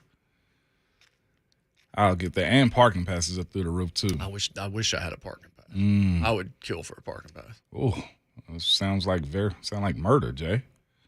Visiting side, section 213, $708 minimum, club level. Section 235, Titan side, minimum $837. So I get the idea of reselling the tickets. I legitimately do. But you want this thing to be full of your people. My people are my people, and you got to roll with them this weekend. Load them up. That said, obviously, if you need money, this is a good way to get it. I don't know how else to say it. I don't want you to do it. I don't want you to do it, but if you want to fund your Valentine's or something, I have no idea what it is that you're looking at. Oh, wow. This is actually very good right here. Lower bowl right now is one ticket only, though. Level 134, row X, one ticket, $500. Right behind the Titans bench. That's actually not bad. If you feeling that froggy to get it. Treat yourself. No, we got what we got. We got what we need. Yeah, we're good. But it's going to be, it's going to be wild. What? Hold up. There's a ticket on here that's for $8,000. Where is this located? Hey, Darrington's on the line. Yeah, go ahead, take and then that. Jeff and Mount Joy. Let's go to Darrington. Darrington, what's up? What's happening, fellas? What's up, Darrington? This morning. Hey. Hey, man, I hope you guys are staying warm and not cool because you already cool enough for me. You dig what I'm saying? Look at you. You a real one. What you about to say? Because you don't come on here like that. You know, it's okay because I'm sick of these jive turkeys out here anyway. So I'm just going to get straight to the fact, Jack. You hear what I'm saying? Yeah. All I want to know is, now, if y'all don't mind skinning my palm on this one with y'all knowledge that you got, how you guys feel about some of these players? Because ain't nobody really said nothing about these players that's on these last contracts is not going to be Titans anymore. And then the players that, like, you got Harold Landry, Rashad Evans, and this whole linebacker core, really, they're all playing for the next year's future. And don't be surprised if you see Deontay Foreman in the Kansas City Chiefs jerseys next year. I'm just saying, I want your guys' opinion on that. I mean, you guys stay cool. And don't be no jive turkey like the rest of these fools. I'm going to slide on out now. I'm picking up what you putting down, Darrington. What just happened? I'm picking up what he putting down. So, Rashawn ain't going to be here. I don't think so. I If mean, he does, look, it's a you never know, one-year but deal. he's not going to be here. We don't think Jayon's going to be here. You can just kind of read tea leaves and you can see who's emerged and you can see who's going to be more affordable in all this. I still think Landry's probably going to get franchise tag. You know, the thing about these guys you just mentioned, you said Jayon and Rashawn, though, is that they've already tasted the water of being starters. That's hard to go take a back seat on the team that, brought you here. Mm-hmm. So that you say, they're probably not going to be here. That's why. Because if there's an opportunity, you got to go take it. And man, there's no way I could have been a starter and go back to the bench. No, not going to happen. I don't care. Oh, you're in the league. No. So to that point, unless they just really going to have a role for them, I don't see that being the case. But the other thing about that question, though, is I don't know what it means. Those guys are Titans right now, so they're going to play on Saturday. I think he's alluding to the fact that they're going to sell out more to actually raise their prices up for all If he's saying it that way, then maybe they're playing for their future. Okay. If that's what he means, then I could see that. One guy that he mentioned that has to – I think, honestly, the most pressure on anybody this weekend is Harold. And I don't think it's crazy amounts of pressure because his numbers are what they are.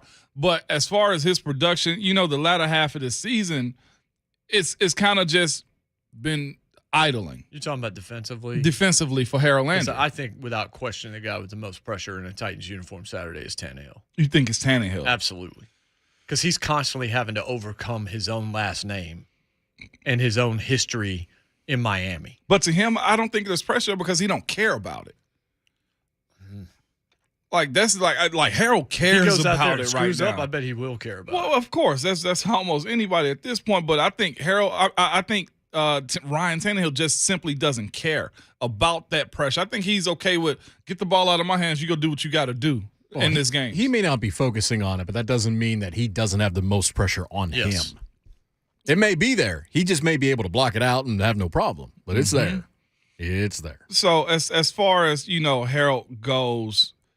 After week 8, where is he at? Where is his stat line? After week 8, he's gotten 1, 2, 3 sacks on the season. Quarterback hits on the season. He's gotten 1, 2, 3 quarterback hits. Yeah, he's fallen off. He has. Some games with no QB hit and 2 tackles in a game. To whereas earlier in the season, we've seen him float around, move around, make plays, get here, get there, pressure run down the quarterback, those type of things. We hadn't seen that. Now, I'm not saying he's playing bad, but what I'm saying is he's going to have an expectation after this season. He need to go and do what he's wanting to be paid for in this series right now. Legends are born right now. Agreed. And again, not saying he's played bad, but I'm just saying, bro, walk him into the stadium the same way Trent Williams and Deebo Samuels did with the 49ers. I mean, he's not playing bad, but he's not playing all-pro football anymore. Yeah. He's not playing Pro Bowl football anymore. For the people that say, he was snubbed as far as the Pro Bowl goes, like we've seen the other DNs in these playoffs or later in the season prove why they were selected in Pro Bowl, for the Pro Bowl. Big Jeff was snubbed. He was snubbed, but he made All-Pro. Yes. And Harold's probably first alternate, so he can potentially still get into the Pro Bowl still. But, yeah, we kind of need that this weekend, Harold. Yeah, definitely a lot on him, no question. I see Jeff in Mount Juliet. We'll get his phone call after the break. Jeff, hang on. I think he wants to talk about Shane Bowen. 2 more sleeps, folks. Why can't the game be now? We're ready for the game. We've talked it. I'm so hyped now because we've talked about it for 4 days. I know. There's nothing more to even say at this point. Let's just go play football. We'll come back. We'll take Jeff's call. It's JMart and Ramon, 104.5 The Zone.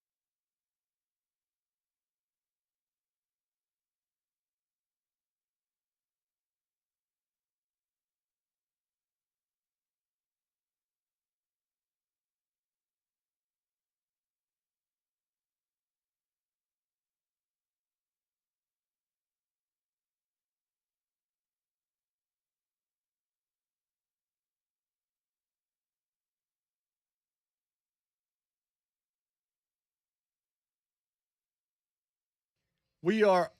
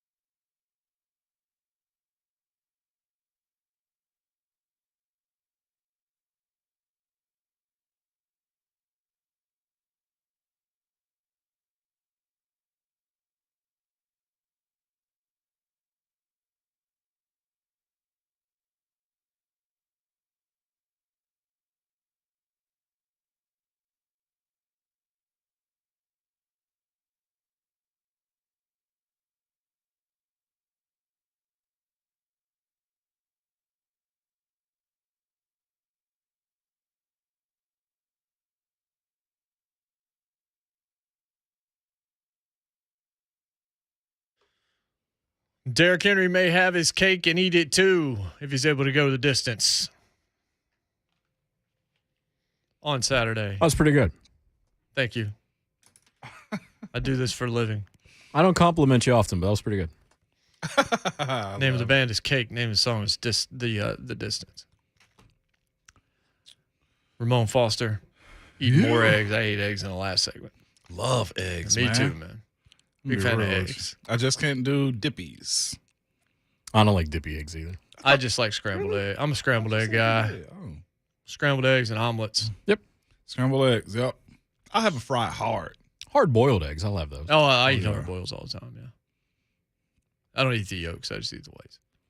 For real? Give Racist. Margot some of the yolks. She likes the yolks. How's her little ratchet self doing anyway? She better? Got to take her to Clarksville next week Spin for that. a consultation before the surgery. Boy, a consultation. She won't get off of rugs right now. Like, she won't walk on our floor because she slipped out from underneath it a few times. We got to get her shoes. That's the other thing we're being told. I was like, she ain't going to wear shoes. She's going to kick shoes off.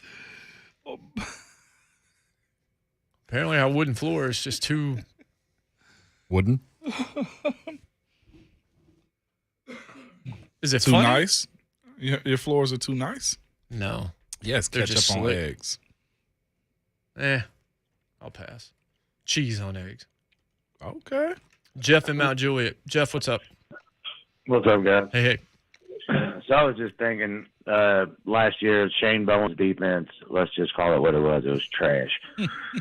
So this year, we get Jim Schwartz. So who do we give the credit to? Is it Bowen or Schwartz? And I'm going to hang up and listen.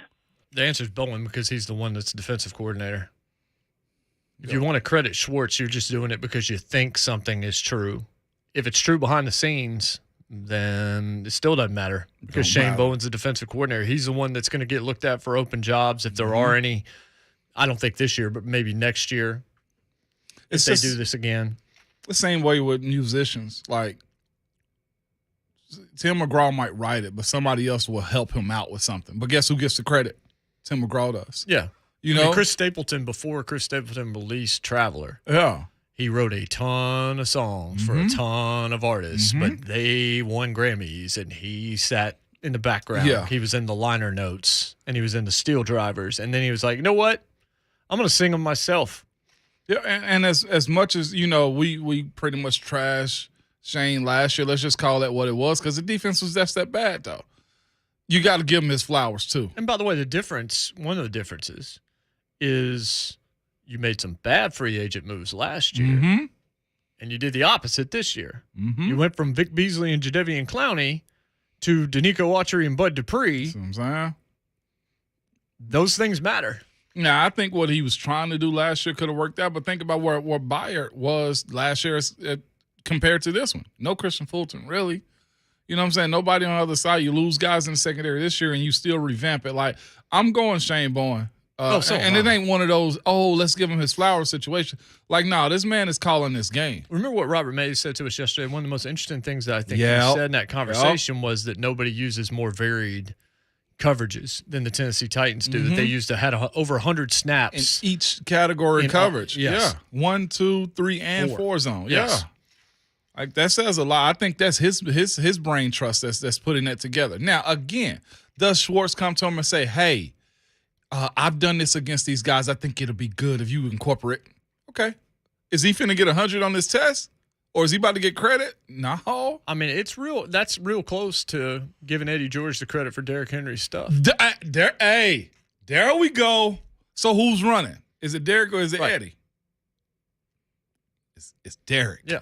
It's Shane Bowen. Shane Bowen gets 100% of the credit as far as I'm concerned. He's the defensive coordinator. And last year, everybody killed him. I mean, as powerful as that offense was last year, what were we asking for? Just give them a defense. Be better than 20 ranking. And they are. You know? Second and run defense. They couldn't stop a nosebleed last year. And here's the thing. Look, if Schwartz did something, then you'll let Shane Bowen say, hey, I really appreciate Jim Schwartz being in the room and helping me along the way this year and all that kind of stuff. That's the same thing as Derrick Henry saying, I really appreciate Eddie George. originally when that whole thing was out there. But, like, it shouldn't be up to us to credit the other guy. Mm-hmm. It should be up to us to credit the guy that's actually in front of the cameras doing it, whether it's Derrick Henry on the field or whether it's Shane Bowen coordinating the defense. And I think it was Jeff that called. We're not saying you're wrong in asking that question. No. It's a very valid question because more people have asked and wanted to talk about that too. But no, this is Shane Bow on this one, 100%. Yeah, it is. Tomorrow, we'll be on 100. Mike Keith will be here. Tyler Dunn, who wrote the deep dive on Jeffrey Simmons this week at GoOnTD.com, he will join us. Who knows what else? I know the Macho Man will come back in. Came off the top rope today on Jeff from Cincinnati. Tomorrow, he comes off the top rope on all of Cincinnati. Oh, man. 2 more sleeps. Tomorrow, you'll hear me open the show by saying 1 more sleep. Yeah, buddy. Buck Rising coming up next. I know Mina Kimes is on his show today, so you want to hear that. Sit on it and spit. And he is live at Scoreboard Bar and Grill for the next couple of days as well. So go out and see Bucky and mock whatever that hoodie photo was that was out everywhere yesterday. Hottest 16 bars of the fall. Buck had a screensaver. Somebody used him as a screensaver, man. And you know what on that one? Your Twitter fingers and your mic are always hot.